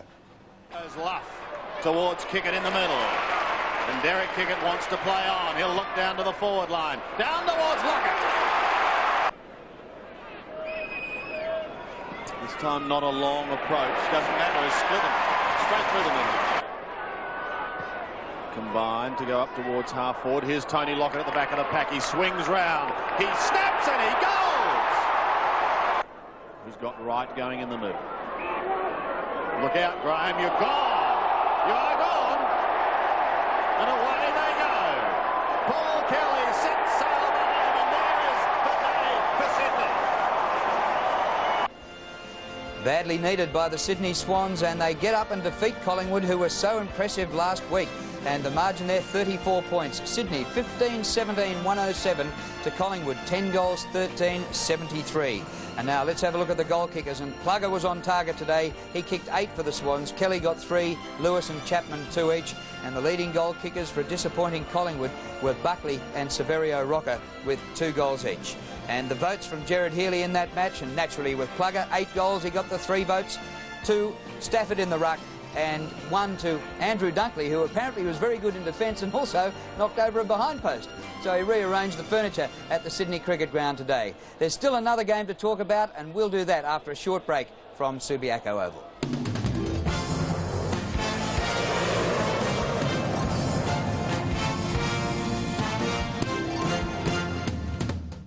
What does the future hold for you this April, May or June? Will you be travelling? Travelling overseas? 7 nights in Ho Chi Minh City from only $1,209? Or 6 nights in Los Angeles from just $1,899? Will your companion be going with you for 30% off this low price? And when you return, will you fly to one of a selection of Australian cities for only $99 return? You will, but only if you hurry. The Qantas See the World for Less sale ends April 15. This worker is about to take his life in his hands.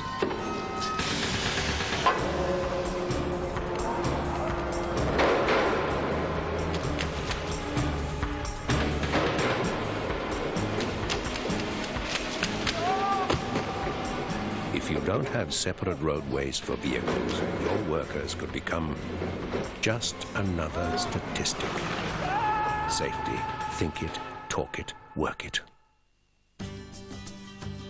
Why spend a fortune saying it with flowers overseas when you can say it personally with Telstra 0011 International Off-Peak for just 99 cents a minute, 6 p.m. to 9 a.m. Monday to Friday and all weekend to the UK, Ireland, USA, Canada and Italy. So tell the world, Telstra. To the UK, Ireland, USA, Canada and Italy. At 99 cents a minute, it doesn't cost much to stay in touch. Rush! Spotlight's famous Easter sellout is on now. Don't miss out on fabulous kids' playtime rugs slashed to only $49.95 each. There's massive savings on Spectrum sheets with prices from a crazy $8.95 each and much more. Only in Spotlight's famous Easter sellout. Can you imagine him being a serious investor on the Australian stock market? Fortunately, we can, and that's why it only takes $100 a month to secure his future. Call Australian Unity on 13 29 39 and we'll start working for you.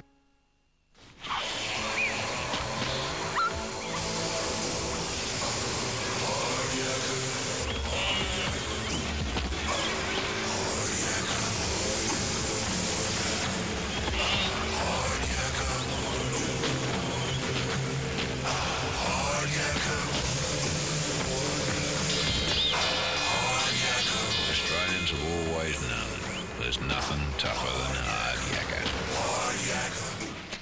yakka. Channel 7 supports the commercial television industry code of practice. The code reflects community views on issues like what can be shown on television at different times of the day and the amount of television advertising. It also deals with news and current affairs reporting and the advertising of alcohol and other sensitive products. If you would like a copy of the code of practice, write to the address shown on your screen. If you believe anything you see on the 7 network breaches the code, please contact the station. Half-time at Subiaco Oval. Fremantle taking it up to the Premiers Carlton and leading 8-3-51 to 2 goals 9-21. I think it'd be interesting to be listening to David Parkin at this very moment. Well, there's a game at Optus Oval today between Melbourne and St Kilda. And both in the doldrums, certainly the Saints after they won the night premiership. And there for 7 Sport is Don Scott. Good evening, Scotty. G'day, Drew. Well, I came along here today not hoping for much. I thought it'd be a pretty scrappy game, but I've gone away a very happy man. This game was just a real contest from start to finish. The matchups were terrific.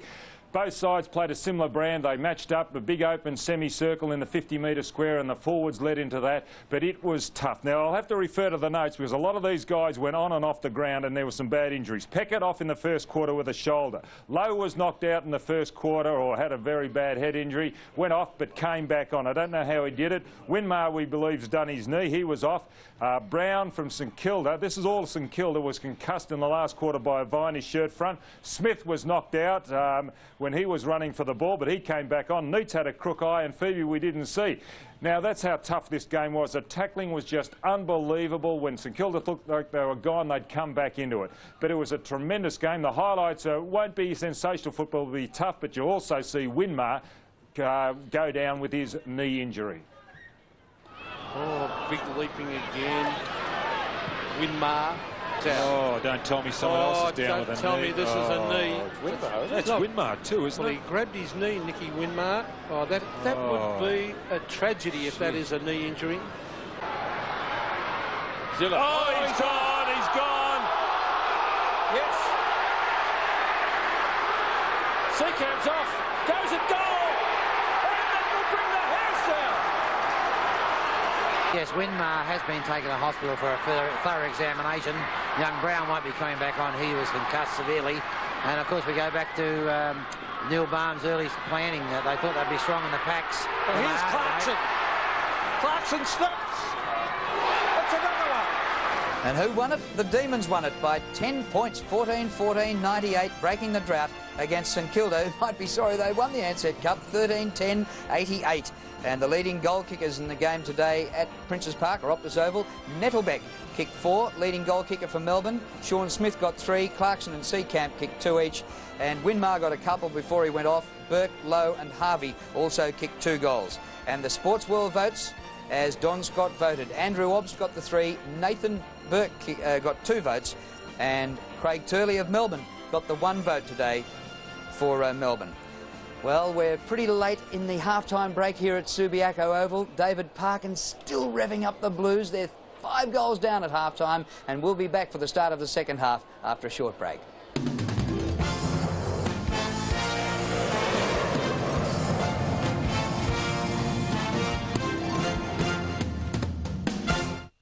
This week on Home and Away, Swoop, one of Australia's hottest bands, comes to the Bay.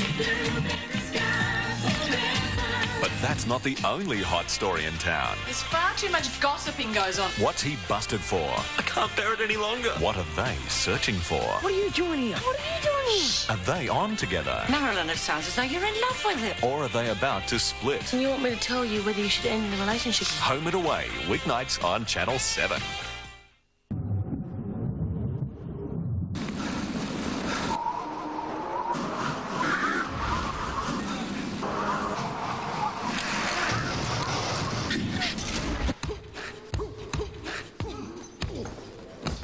% of top athletes polled prefer more carbos. And we got them. Powerade. For a limited time, Anderson's Furniture is offering 12 months interest-free to approved customers. Choose from furniture like Moran, Parker and Tessa at Melbourne's most competitive prices. Get 12 months interest-free for a limited time only. At Anderson's, nothing but fine furniture. Kodak announces the latest in Mother's Day gifts. I'm thrilled to be able to tell you about the latest in personalised gifts and mementos. Now we can use our wonderful old family photos and, with a touch of magic, we can have these images combined into a range of beautiful old-world designs. To create unique personalised family albums like this, wonderful framed enlargements as gifts, and superb photo montages for our home. And with Mother's Day coming up, we can create a personalised gift from a range of different designs that your mum will really love. So see this great new catalogue for a full range of gift ideas and designs. Custom Creations, the latest addition to Kodak Image Magic, are currently only available at Kodak Express stores in the following shopping centres: Chadstone, Dandenong Plaza, Doncaster; Eastland, High Point and Northland; plus Elizabeth Street, corner of Little Collins Street in the city; Smiths at Greensborough Plaza and Southland. For your chance to share in $100,000, get your Footy Bingo scratch card. Free. In Monday's Herald Sun. Footy Bingo. It's in your AFL centenary paper, the Herald Sun.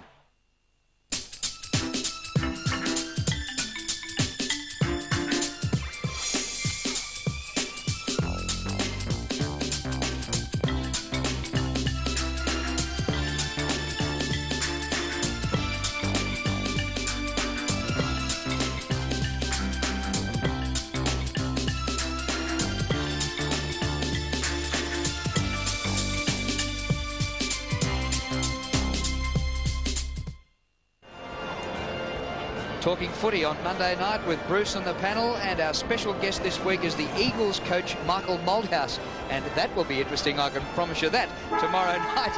And down on the boundary line, here's a bloke who's heard plenty of Michael Malthouse, Dwayne Lamb. Drew, thanks very much, mate. There was a bit of noise coming from the Carlton change room, so I don't think Dave Parkin was too happy with that first half, so I'm sure he'll fire the boys up and get a little bit more out of them. They've just got no enthusiasm. And admittedly, these games are very hard, you know, come across, they're expected to win. The Dockers are always going to give a bit of cheek.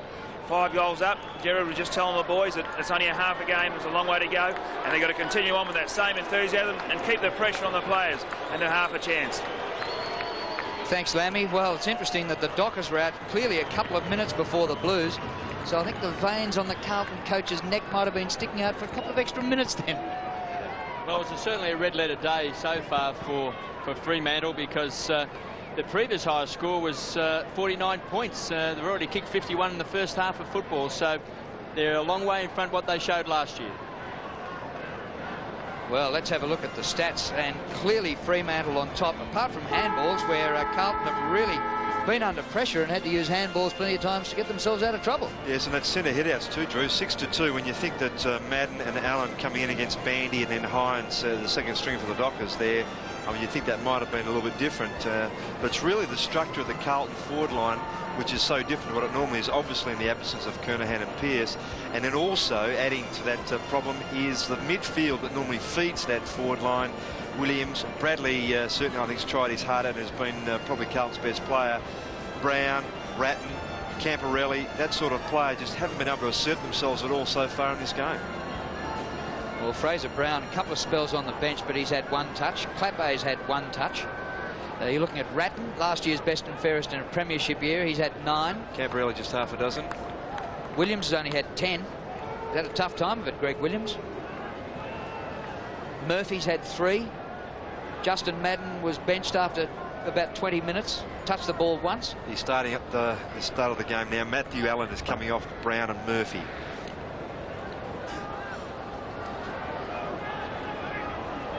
Silvani staying at full forward too, Drew.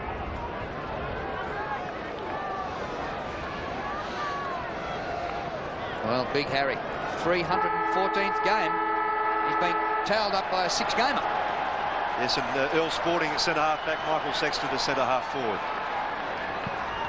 Start of the second half here. The 244s, and Bandy beats Madden again. Clappe out of the middle. Michael Sexton. Hickmott. And that's under pressure. I thought it was going out of bounds on the full. It bounced just inside the field of play, and it'll be a throw-in. So there might be a few moves instituted by David Parkin. He'll really find out the depth of character of his Blues. Madden tries to take clean possession, but he can't get a hand pass away, and the tackling has been fierce. And we're seeing a dimension in the Dockers game that I don't think we've seen before, Roscoe. The tackling, I think they've and they're using their pace to make those tackles as well. Clappe gets it down to Whitehead. To Bradley, he's booted their only 2 goals for the match, then wins the ball back, gives it across to Williams. He's been under a lot of pressure. Back to Bradley, trying to lift. Beautiful kick by Bradley. It's been marked on the line by Koutoufides. Yes, Quentin Leach there just giving away height and a bit of strength. Just not expecting the ball to carry that far and just got caught out position, didn't have a chance to make a spoil. Good double take there by Williams and Bradley on the flank, give Bradley the chance to punch that ball forward. 13 possessions to Koutoufides, and he's kicked his first goal.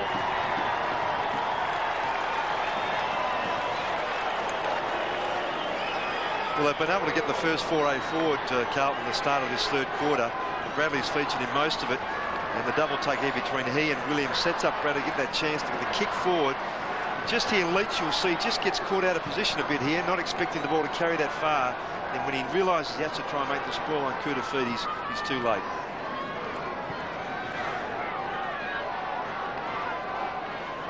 So importantly for the Blues, the first goal in this third quarter. Carlton do have the breeze in the third term, and they'll want to use it perfectly and want to be in front by 3/4 time.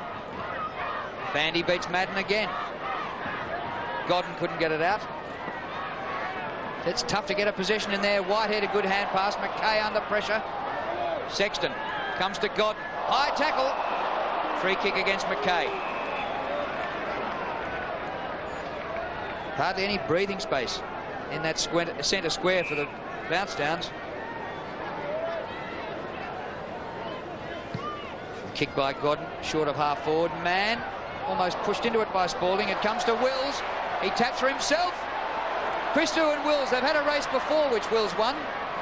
This time he left it behind, laid it like an egg, and Ange Christou gathers. Back to centre wing. Kudar takes his 8th mark. Centre wing position. Goes short, looking for Hogg. Carlton trying to get a bit of run in their game. Goes wide. Hickmott has made position inside the centre square. Feeds the ball off the man. It was a poor hand pass. Went behind him. Slowed up the Carlton charge. Koutafidis once more. Couldn't take it. Heaver runs to 50. He's a goal kicker. Silvani's in the square. They look a bit better, the Blues. Well, their tempo's no question. It's lifted there. And just Andrew Wills, unfortunately, ran over the ball on the half-forward line. Did everything right. They tried to socket the ball forward, and they were able to tidy up Carlton. And Silvani kicks his first and Carlton's fourth. This worker is about to take his life in his hands.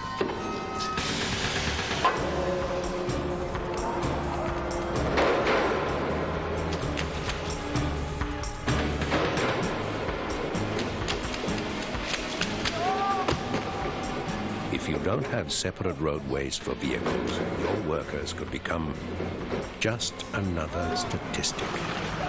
Safety, think it, talk it, work it. 2 goals in 4 minutes to the Blues. Margin back to 18 points. Been stung into action, no doubt about it, at half-time. Hogg up to the 50. 2 against 2. Zapped out by Harding. Chisholm. Harding followed up and then left it behind. Ratton keeps it in. Williams. Paddled by Williams to Ratton. Leach. It's desperate. Comes through the pack. Picked up by Jones. Hand past Delaney.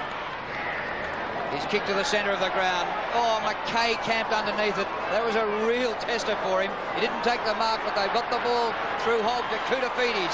If they had 18 of him, you'd never lose a game. Inside half forward, but he's given it up. And the mark to Leach. So Carlton certainly looking a lot more fired up in this third term. Bandy, star of the first half for the Dockers. Kicks back. Hickmott sets himself in front. From the back was Abraham. He played on. And now he's been paid a free kick for over the shoulder.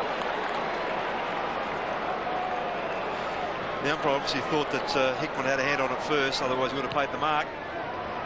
Man's the target in front. Spalding has been moved to centre half back. Sexton's been moved to centre half forward. This is Ben Sexton. Started at full forward. Now he's in defence. So David Parkin has called up the changes.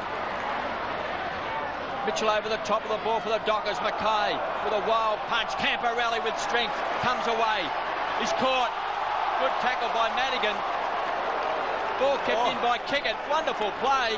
But no, it's still in, isn't it? They don't know. They don't know it's still in. They thought it was out. I think they were right. They were right. The boundary umpire said it wasn't out. He didn't signal it was out. Exactly. So therefore they should have kept playing. Yes, Madigan, I'm sure it went out there. Kept in, but they both thought, hello, we'll keep going for a minute, expecting the whistle to go. And Madigan's come on because Leach has been taken off. Madigan will have the job on Koutafidis. Bandy wins in the bounce down again. Well done by Hogg. Camporelli was good a moment ago. Ratton goes off the ground. All Fremantle here. Kick it to good hand. Oh, the hand pass astray. Hogg wide to Madden. Oh, down goes Harry. Crashed over by Chisholm, would you believe? Delaney running out of room. Centering kick is all right, and they can steady it down here.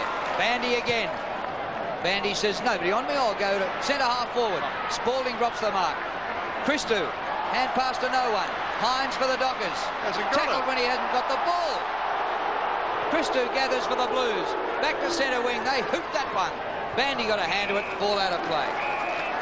Hines, I could have sworn didn't have the footy. Fremantle lead by 18 points. Bandy versus Madden.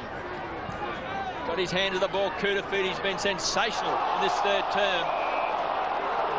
We've got a ball up. Clappe climbs off the ground. Milhana looks on. Adrian Gleeson there for Carlton. Both out injured.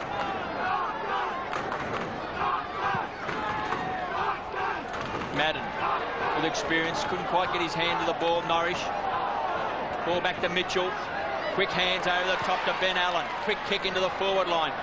Man's in front, so's Wills. Ground level, kick it, overruns the ball. Clappe paddles, quick kick to the ball. Back to Madden. Couldn't possibly bend down from that height. Bradley. It's been great for Carlton today. Centres the ball back to 50. Madigan was there. Here's Williams. The master. Gets it to Hogg. Ratton. Short to Sexton. Good play, Carlton. Waterhouse coming off for the Dockers. So David Parkin's made some significant moves, Roscoe. Yes, he has. That restructuring of Spalding to centre-half back, and see Sexton out centre-half forward as he started in that third quarter. Just important he had to try something. He's made a hell of a lot of changes today, mainly through a lack of form by a number of players. The most he's made for some time, I'd say, David Parkin. Sexton from 55 metres. Poster.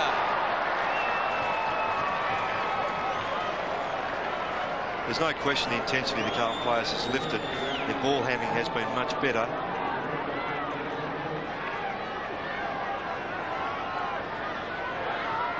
Chisholm. Terrific first year last year. Oh, but sometimes the Chisholms and the Abrahams, you'd have your heart in your mouth as the coach, but they do excite. Still in the back pocket, Harding. That was a look-away kick, I think. If there is such a beast. The teenager, Harding, to half-back flank. Bandy. Well, Jones actually outmarked him. Bandy said sorry. So, Anthony Jones has it. Played on Carey one day here last year. He was left there all day. Carey got on top and gave him a real lesson. Big pack centre wing. Wills finds a bit of space, out wide to Bandy, playing the role of a rover. He's dispossessed by Ratton, and the umpire says, you're holding the ball. Free kick to Ratton. Centering kick to Hogg. And Hogg marks in the centre square. Just slowing things down. He had a chance to go wide to Whitehead, elected not to. So now a kick a high ball to Koutoufides. He's taken 8 marks. Madden's there as well. Back in the pack, Harding, well picked up. To Norrish. So Jones, who loves the run as well. They all love to run out of defence at the Dockers. Allen carried too far. Hogg overruns the ball. Hines traps it well. Abrahams. Back to Delaney. He's got a turn of speed. Great vision. Kick it, just couldn't get there. Spalding gives the ball off to Whitehead. The tackling by the Dockers has been superb. Kick it, gets it across to Ben Allen. He's on 50. Backing back is Durkay. Can't take it, McKay. Well played. We've got a boundary throwing 20 metres around from the Dockers' goal. McKay. Travelling down from Queensland. Bandy takes it out of the ruck. Manton. Chance now. Quick kick by Durkay. McKay read it well. Got a chance to bring it back out to the members' side. Finds Hickmott. Manton screaming for the ball. Didn't give it up. Now he's in trouble. It's going to be caught by Abraham. Manton goes to ground. And a free kick is going to Carlton. Yeah, Christo got it. He knew he was in trouble. He just handballed to his feet. And Wills continued on with the tackle. Gee, Manton was very slow to pass that ball off. Kick by Christo from the back pocket. Out on the full. Free kick will be taken by Hines or Madigan. So it wasn't Manton who was slow to get it off. It was Hickmott looking for Manton. Kick by Madigan. Plenty of distance to Mann at centre half forward. Pick the man, a one-hander. Yes, and old Earl Spalding's had a bit of a tough day coming back to his hometown. Just the 4 kicks in here. And then switched to centre half back, just completely outstrengthed by Mann there. Good control as Madden comes off Allen on. 5 marks coming up for his 11th kick, Peter Mann. The best and fairest from last year. He's been under an injury cloud with an injured foot. Here he is in front, 40 metres out. A goal!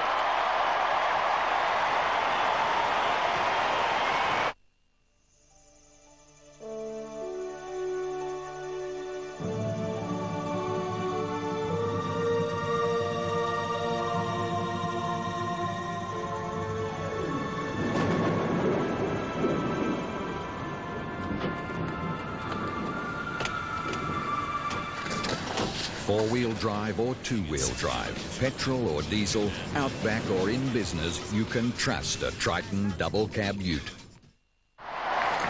Peter Mann kicks his first goal. Leading goal kicker for the Dockers last year with 33 as Hogg kicks the ball back towards the wing, and Madigan running with a flight. Mann's going to be the target. No, he elects to go short and finds Hines, who's chipped in. Smart play. Kicks down where Manton. Wills is caught. Holding the man. Well, it's interesting there, Kev, because the initial part of the tackle spilled the ball free, so it's play on, and the tackle was continued. What just catches it. There goes Wills, goes through. Man takes him initially, the ball spills free and continues to point to the ground. Free kick. Durkay to come off. Leach back on. So you can see the angle there. Outside the boundary line is Wills. He's kicked one goal in the second term. Elects to run around onto the left boot. It's across the face, out of bounds on the full. 57 plays, 34. Fremantle in front. Ben Sexton kicks the ball long. Hines. Star recruit from the Eagles this year. Goes wide, finds Leach just on the ground. Replacing Durkay. So it's a long bomb into the square. Big bandies there. Ben Sexton's in front. Elects to punch the ball at ground level. Who's going to pounce on it for the Dockers? McGovern's there. Couldn't take it. Wills paddles the ball along. He's got it. Quick kick. Back to the teeth of goals. Delaney runs with a flight. Couldn't take it. Then kicks it off the ground. Hogg wants to force it through. Trapped on the line. And then backpedaled by Christou.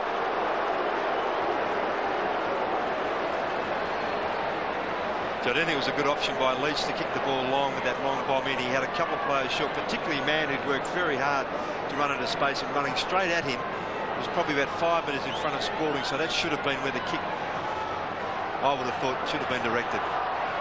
8.5 minutes of wind-assisted time for the Blues, and they still trail by 4 goals.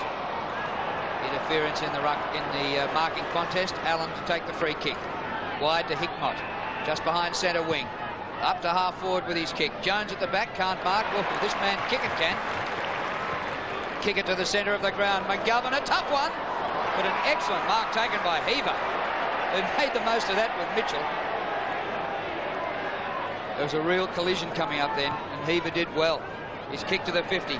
Kick it in front. Chisholm at the back. Setting it up from the last line or the half-back line, doesn't matter. Out to centre wing, caught behind is Leach. Manton didn't take the mark. Leach keeps it in. Yes. Hand pass into Norwich. Norwich to McGovern at the 50. Didn't take possession. Spalding caught him with the tackle by Delaney. Off the ground almost accidentally, Manton, and the ball out of play. The pressure's still intense. And on a hot day, how long can it last? Well, sometimes when Scott Chisholm makes those runs, Roscoe, you have your heart in your mouth just when he's going to make the right decision. Spalding. It's a high ball. Mitchell and Hogg. Hogg gets it on the second bounce. Handballs it out to Manton. Cross half back. Intercepted by Hines. Manton once more wins the ball, trying to find Kutafiti. He's ridden into the ground. And Manton will take the free kick.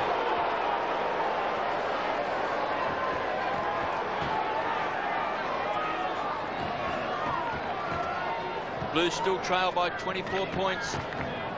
Sexton.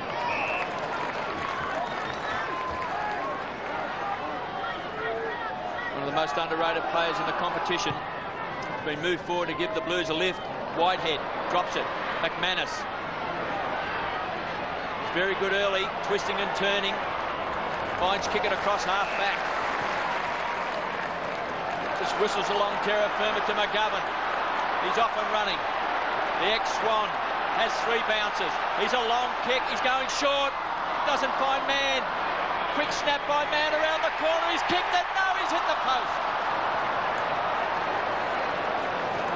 It's amazing. You have a player run through the middle like that, McGovern. Norwich in support, which is terrific. And not a Carlton player ran toward him, but at least force him to have a change of mind. They all peeled back to follow their man. 25 points the difference. So it's now more than 4 goals. So who knows how important that poster might be. Christou told to hurry up by the umpire. He kicks it out of sight. Man almost. There it is for Ben Sexton. He crashes over Camporelli. Umpire will call it up. Well, Scott Camporelli might have been looking for a free kick, but then he looked up and saw the man was in navy blue. What a game of football here at Subiaco. Bounced by Hayden Kennedy. Norrish. Over his head, Hines wasn't ready for it. The umpire said, that is a little throw. And he's pinged him for it. 50. Yeah, Norrish, who was disappointed with the decision, didn't give it straight to Manton. And a 50-metre penalty. So there's still 5.5 minutes of wind-assisted time for the Blues. And is this a throw? Yes, sir. Good call by the umpire. But Manton still too far out to score, even with a breeze at his back. He goes short. Allen still in the centre square. So Allen kicks the ball into the pocket. Kickett was there. Silvani taken by Heaver, gets the ball back to Ratton, back to Silvani, caught. Then thumps the ball on 20 metres. Bradley, clever to keep the ball back into play. Centres it, Koutoufides. Scott Chisholm. And then just drills the ball along the ground. Out of bounds. Sizzler. Well, Chisholm's had 15 possessions. It's been in the news during the week, certainly in Melbourne, I guess so over here as well, with family claiming that maybe some connection to royalty. Hine just punches the ball straight back over the line for another throw-in. I thought Brett Hetty had that covered over here. Oh, dear. Dockers led by 30 points at half-time. They still lead by 25. Just 5 minutes to go in this third term. Kickett weaved his way through. Gives it across to Godden, looking for Mann. Back to Kickett, who's come on from half-back. Hines lends support. Winston Abraham wants it out in front. He wants space. He gives it across to Mann. Kicks down. Abraham's too far. Delaney! He's directly in front. He's got McGovern all by himself. He'll have to bring the ball back. Yeah, it's a great mark by Delaney because he was fourth in line initially as the ball was coming toward them, then just came through in front. Took it beautifully. Clean grab for a player who hasn't had a lot of footy. He's had a bit of an impact on this game. Yet to kick a goal. There's been 8 individual goal kickers for Fremantle.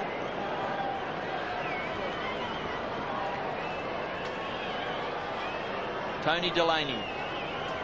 45 metres out, he's missed.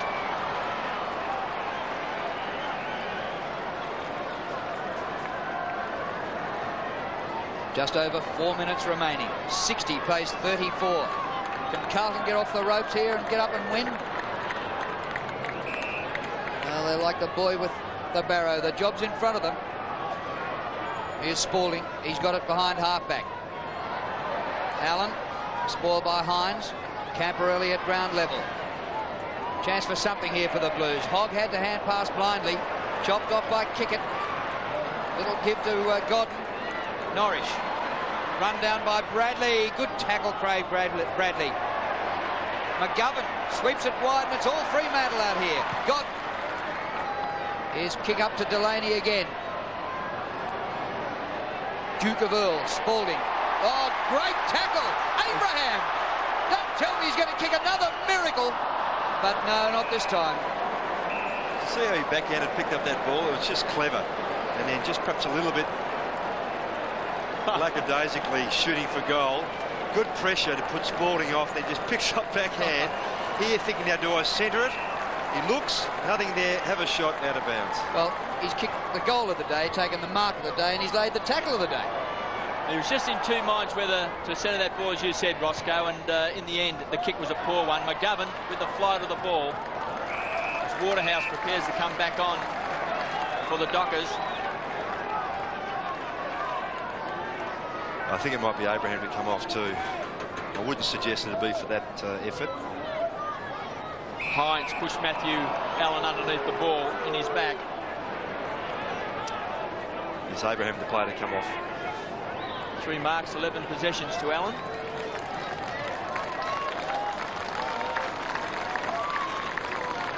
You don't win 18 games straight in league football without being a great side, so Carlton are not done with yet. McManus from half-back. Gives the ball across to Jones.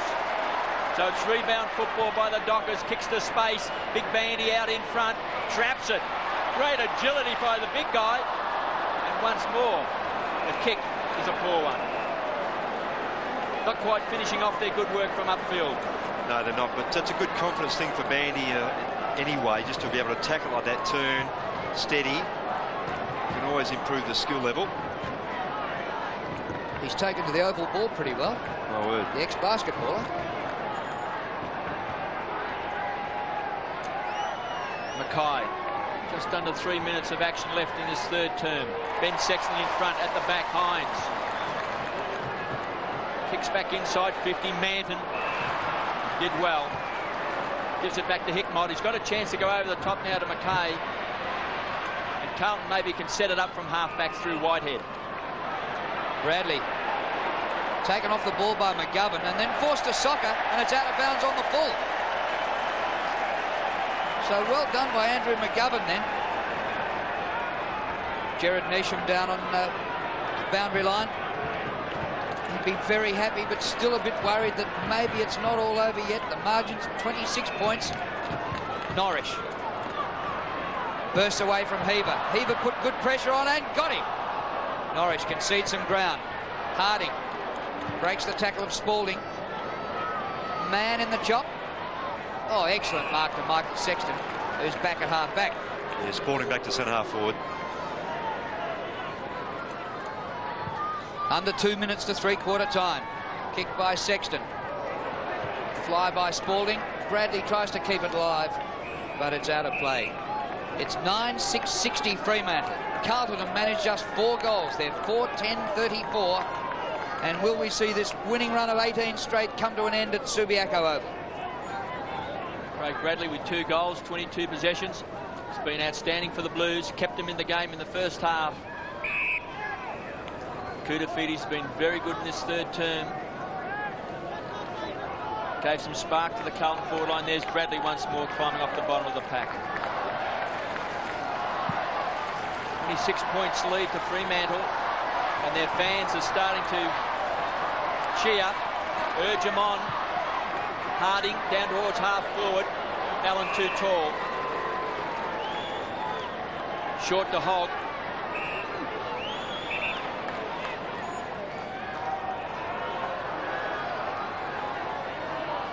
So Hogg across half-back as the time clock ticks down.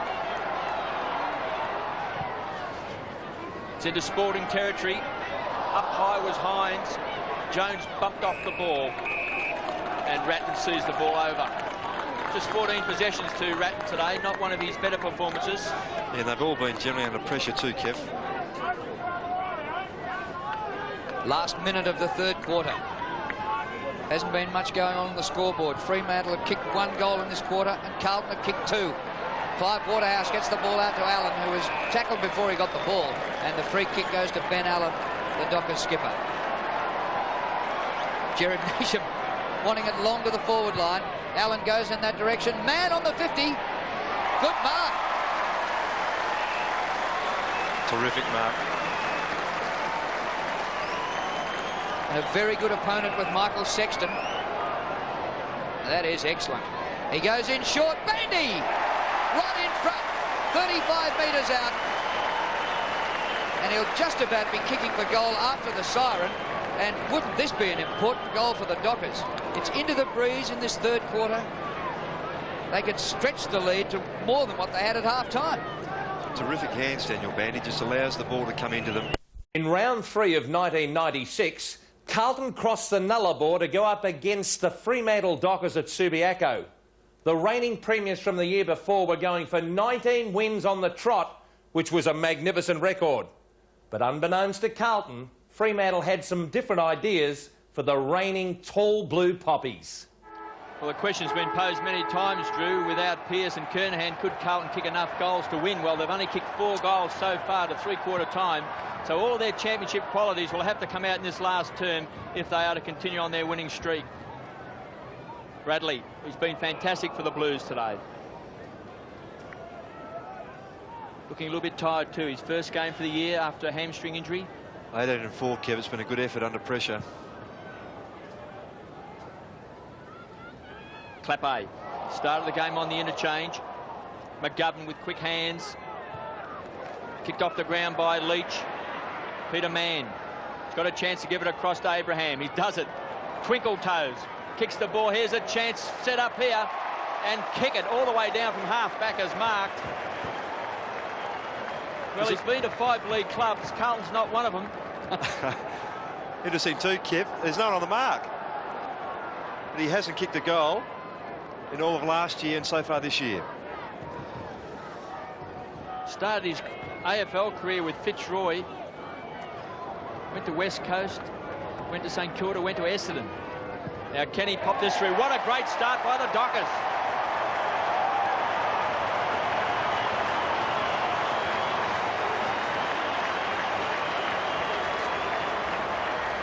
Yes, well, that's the settling goal they wanted because Bandy missing that last one before three-quarter time. And Abraham, again, just his evasiveness, ability to just lose a player. Sets it up at Kickett, who had Ben Sexton bearing down him, but stood his ground beautifully. And kicks his first goal in 16 months. And there's Dale Kickett going back to his position. He's out here near the wing, outside the square for the centre bounce down. His opponent, Clappe. Matthew Allen wins for the Blues. Knocked on by Ratt. Spalding. Good gather, but run down by Chisholm. Heaver. Koutafidis was great in the third term. Back to Ratton, who needs to lift. Heaver a centering kick. Silvani's on the forward line. Crunches the pack. Mitchell for the Dockers. Out to Ben Allen. The skipper has been superb. The kick by Allen holds up a little bit, floats in the air, but the mark is taken by McGovern.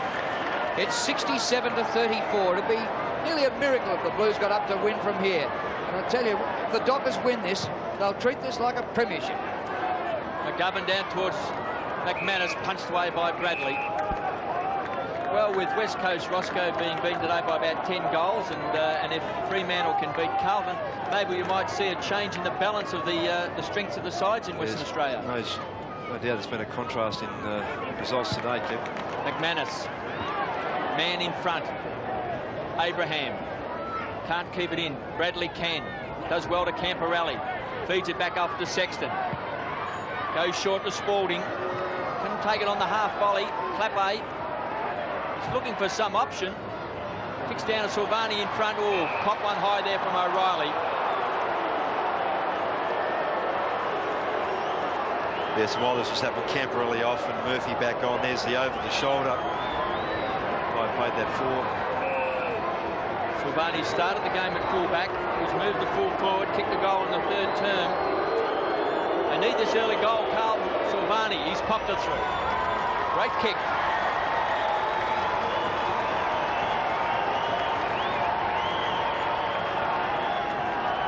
And that's that second goal to Silvani, one in that third quarter. Says then Clappe, who's spent a fair bit of time on the bench today. And O'Reilly just infringing across the right shoulder there. It's going to take a pretty good effort for Carlton to knock the Dockers over so far. Every time they fret, the Dockers have been good enough to stand up and come back. In the middle, and Allen's beaten Bandy a couple of times in this last quarter. Bradley out of the middle. Harding, number 32, with Ratton. Well, Ratton gave it to the opposition. I'm not sure whether he mixed up the colours, but Madigan got it. A kick over centre wing. A little toe poke forward to the 50. Manton. There's Allen, who's had a good few minutes. Manton's kick across the half-back line. Whitehead beaten by McManus. Here goes Abraham again. He could do anything. Winston waltzes to the 50. Goes for goal. It looks all right. It's home.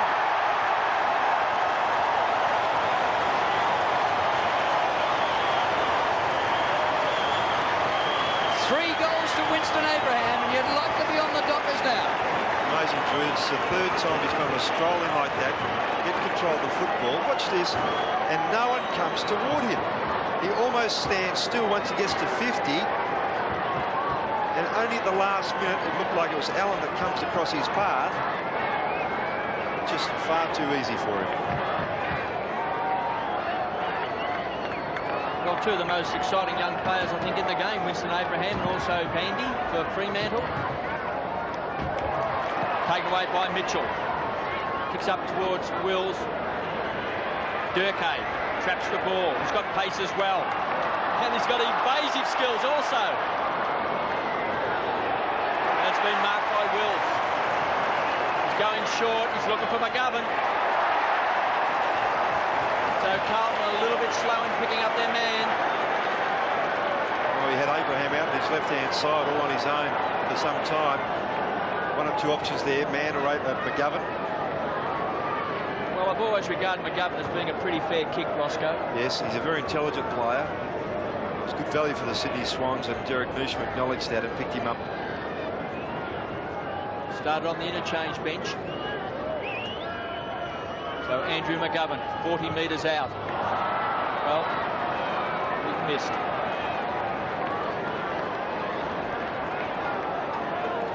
Would be pretty disappointed with that. So Carlton still had a chance. They trail by 34 points. Still with just under 16 minutes to go in this final term at Subiaco. Dockers have kicked 2 goals to 1 in the last term. Bandy very high, but couldn't take the mark. Ball spills out the back. Madigan, good hand pass. Oh, Bandy doing things like a ruck rope. Hickmott, wobbly old kick, not much distance. It sits up all right. Eva the hand pass out in front. Kutafidi slides it to Clappe. His left footer is good in the direction of Silvani. Tries the one-hander with O'Reilly. Play on, says the umpire. Bursting out of defence. Here is Abraham. Here is Chisholm. Now kick it to centre half forward man. That's a mark or a free kick. The umpire paid the free. Scotty Chivers is one of the best mopper-upperers I've seen. He just reads it beautifully. He's prepared to back himself all the time. He'll get caught out on occasions. He just backs himself so well. I just made that word up, Kevin. I like it. There's a bit of a chance that the Dockers could come all over the top of the Blues here. They're with the breeze. They're outplaying them still. Man could make the distance here from 55 metres. Drop punt. Not quite. Just punched through for a minor score. But if you've taken the point spread and backed the Dockers, you'd have had very, very good odds. And when the Blues lost last year, they lost by plenty. They lost by 72 to the Swans and 58 to St Kilda. Peter Mann again has been a very good player. 7 marks, 18 possessions. Christou kicks the ball straight up the centre of the ground. Kutafidi's got his hands to it. Allen bundled over by Hogg. Feeds the ball back. Norris read it well for the Dockers. Goes to Madigan. Under a bit of pressure. Comes back. Bandy. Oh. Beautiful pass and finds Hines. Got loose man in man. It's mark number 8.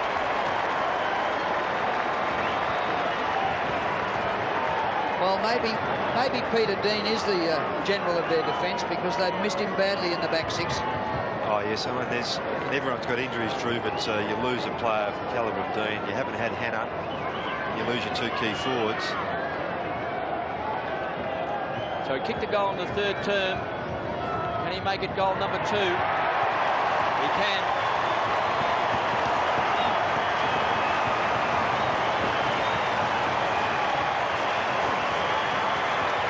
Well, I've said on a number of occasions that for Peter Mann to play so very well at centre-half forward on this side, I mean, it's just a great compliment because the way the ball is chipped around so much coming downfield, you've got to be such an athlete, and he's proven that. And to play today under some, and he has played the last few weeks under some stress with a left foot problem.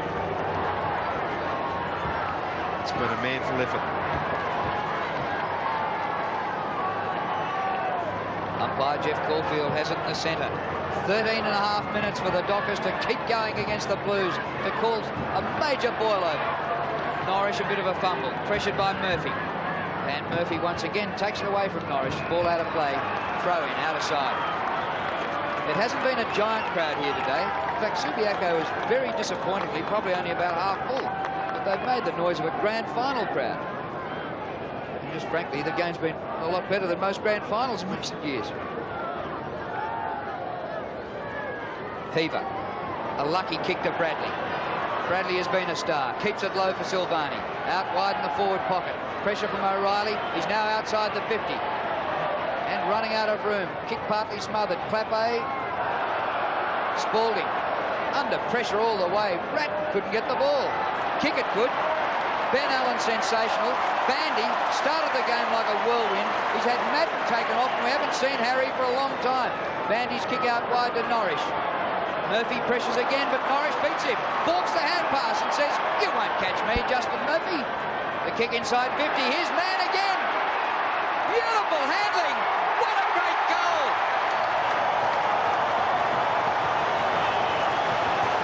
3 to Peter Mann. And the Dockers are romping away. Yes, and the plaudits on half-back to Dale Kickett on the wing to McGovern. Just the way that ball came downfield. The kick from Norris at that place was pretty clever. And then for Mann to run onto it, watch this scoop, right-hand scoop, controlled it beautifully. Not easy to kick left foot like that either, running away from goal. What a finish. Peter Mann, 3 goals, 2 in this final term. A red-letter day for Fremantle.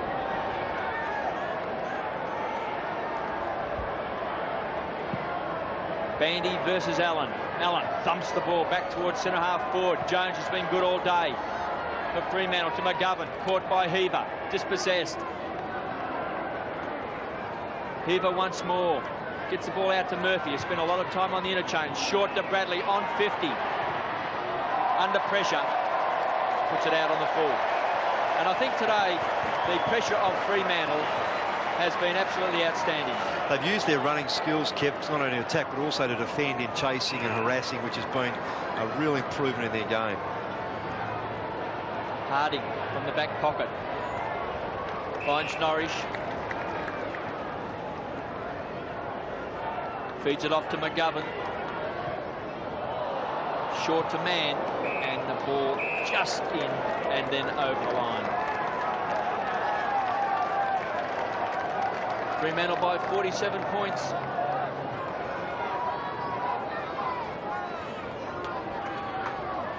Allen using strength. He's given away the free kick.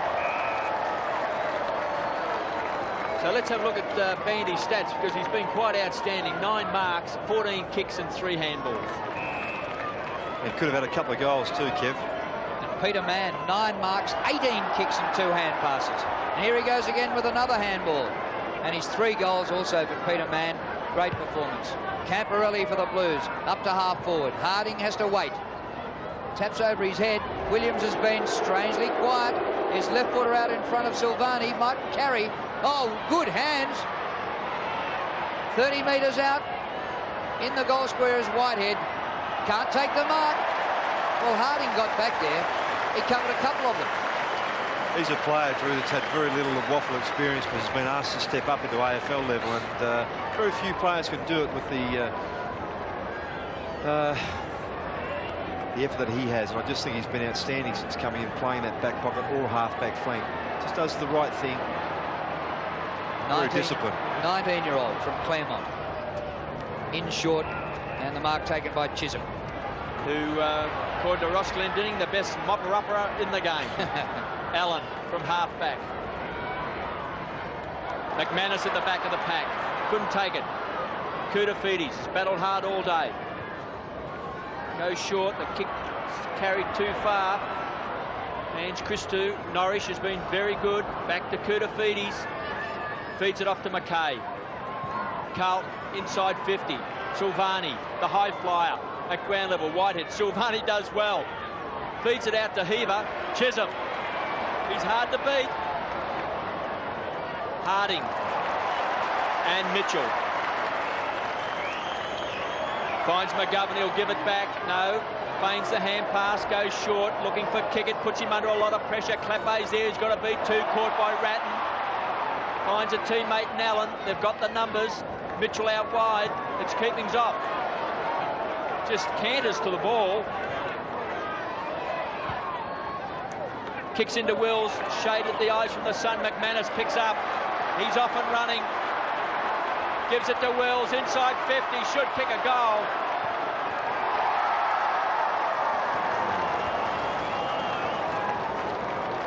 Bad miss. In fact, McManus could well have passed to Hines, who'd given him a very good lead from full forward. But again, their preparedness to carry the ball usually upsets that situation. McKay finds Christou. Breeze into the Blues' face in the last quarter. Kicked by Christou, holds up a bit at half-back. A juggler by Ratton. And he drags down the mark. 17 disposals, 3 marks to Brett Ratton. Bradley has been great. Clappe close to the boundary line. Ball's gone out. We'll have a throw in between wing and half forward for the Blues outer side. Well, I think they know their fate for the day now. It's 88-41. And Fremantle, the new boom team in the West. Another Poseidon, Roscoe. Cooter holds it in one hand, fends off with the other. Kick to centre half forward. Whitehead floats one to Silvani. He's a long way up the ground. Williams. Yes, good mark, low down.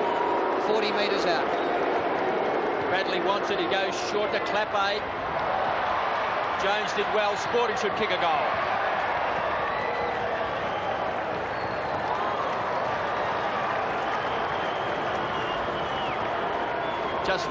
Just 4 individual goal kickers for Carlton. 2 to Silvani, 2 to Craig Bradley, 1 to Sporting and 1 to Koutafidis. Yes, and fortunately there, because Clappe split the mark he probably should have taken. But again, a bit indicative of the day that then his teammates have had, and Sporting just pops up for him.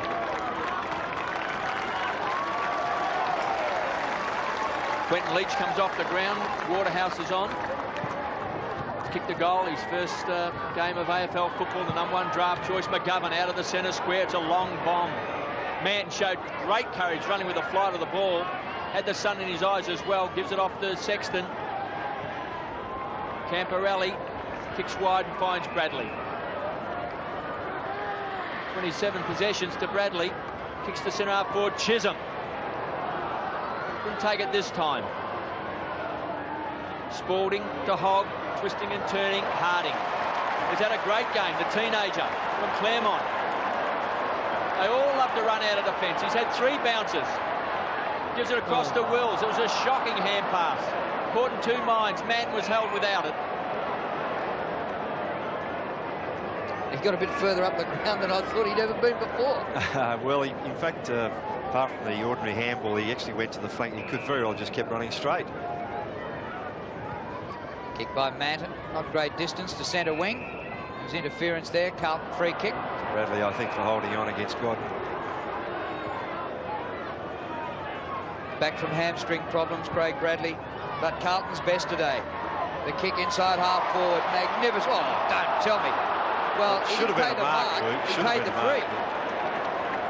Watch this. He certainly controlled it long enough, then was just pushed. Well, at least he got a kick out of it. Across the half-back line to Godden, up to centre wing to Norrish, who had to wait for it. He dashes past Bradley. Kick by Norrish. Man again. Not this time. Bandy palms to Man for number 4. Across the face and through 4 behind. He's kicked 3 goals, 3.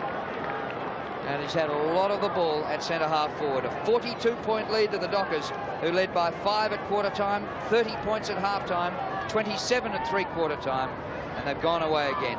So the only quarter they lost was the 3rd quarter, and they lost that by 3 points. Camporelli kicking in for the Blues. McManus kicks the ball back, looking for Bandy. It's a great talent, Roscoe. Well, it is, and the kick off the boot looked pretty poor. It didn't go to the advantage of Bandy at all, but in the end he had the ability to turn and athletically get back. Ben Sexton got himself right under the ball. He's had another good day, Bandy. Deserves a goal. Just his 6th game of league football. I'm directly in front.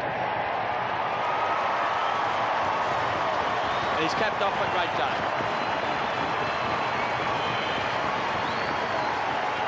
Yes, that athleticism really does help in today's football. Be able to get around the ground as he does.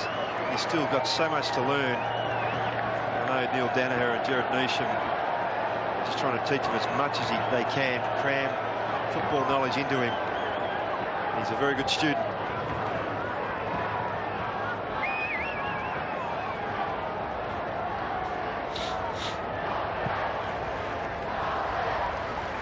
The chant going up around the ground for the Dockers, who are giving the Premiers a bath here. That's a free kick to Spalding back at centre-half forward. Fancy getting a percentage booster against the Premiers, and it will be a percentage booster with Carlton's score being so low. Just 6 goals for the day.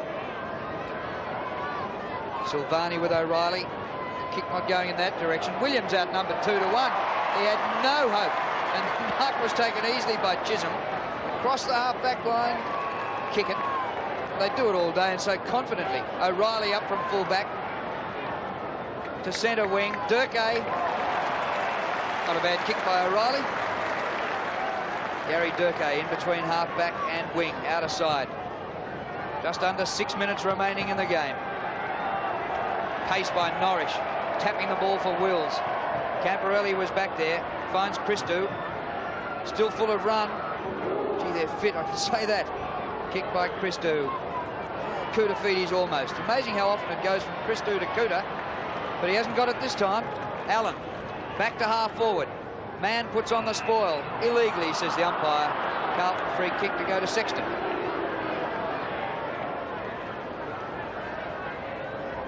So Sexton started the game in defence, then went to centre-half forward. Back in defence. Spalding. Has been one of Earl's best days. Carlton forward line has struggled. Punched away by O'Reilly.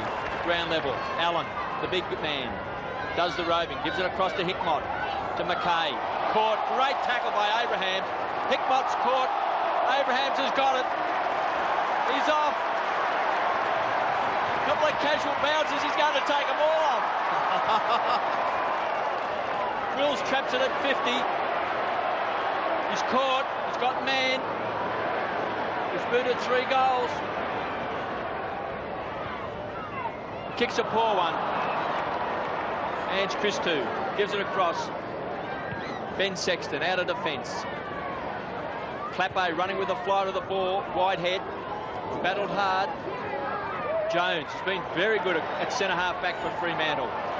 McManus has lent support. He's running backwards. Transfers the ball out wide. Looking for Harding, who's been quite an outstanding player all day. Now he's got a panic. Norrish all by himself, outstanding in this last term. Finds Hines. They should kick a goal. Well, they had the build-up to do a lot better than that, Roscoe. It's amazing how a player like Norris can get so far free as Godden has a bit of treatment. Limped off just before. 49 points the margin. 3.5 minutes left.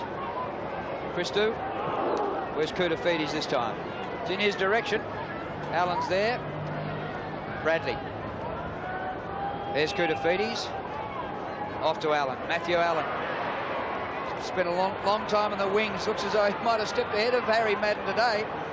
Here's Koutoufides. Not a great hand pass out wide. Clappe to the goal square. Silvani crushed. Williams is there. Good battle at ground level. Chisholm takes it away from him. Harding's done it again. Back to Chisholm. Blind hand pass. And they're out of trouble once more. Listen to the roar as Jones runs out of defence. Kicks to space. McKay traps it. Back to Whitehead. He's got Williams loose on half forward. Goes short. Finds Spalding.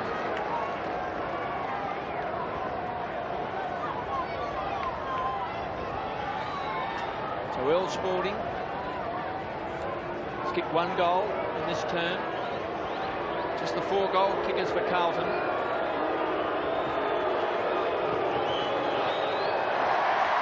And that might just about sum up Carlton's day.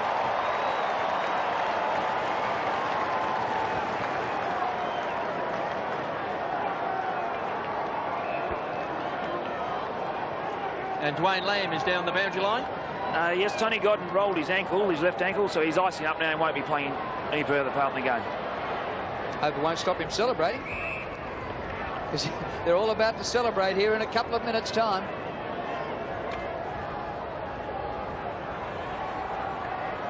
Might be wasting that ice. Hines takes it from McGovern. Abraham. Well, just as well as Earl Spalding has some compassion, because he could have cleaned him right up then. It's the slowest he's been all day. But wait on.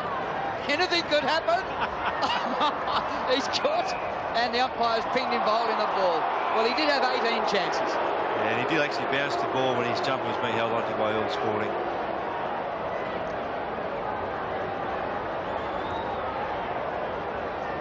So Big Earl will kick from 50.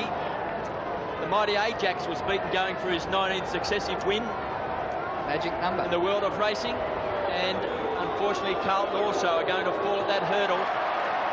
Spalding kicks to the square. Silvani from behind. Chisholm, Clappe, gets it back to Silvani. Oh. Kicker takes it through. How about the Smothers, one after the other, with the game well won? Consecutive. As well.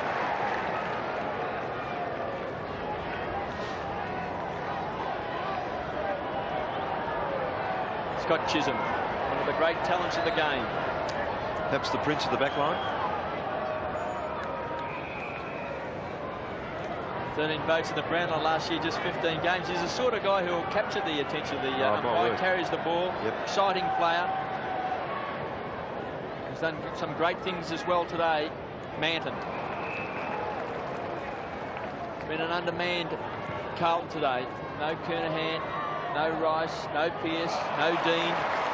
They've just found Fremantle too good today. Kick it. Manton up high, couldn't take it. McGovern taps out to Abraham. Rockets the hand pass to McManus in front. He's got support from Mann. So Mann can go all the way, run inside 50.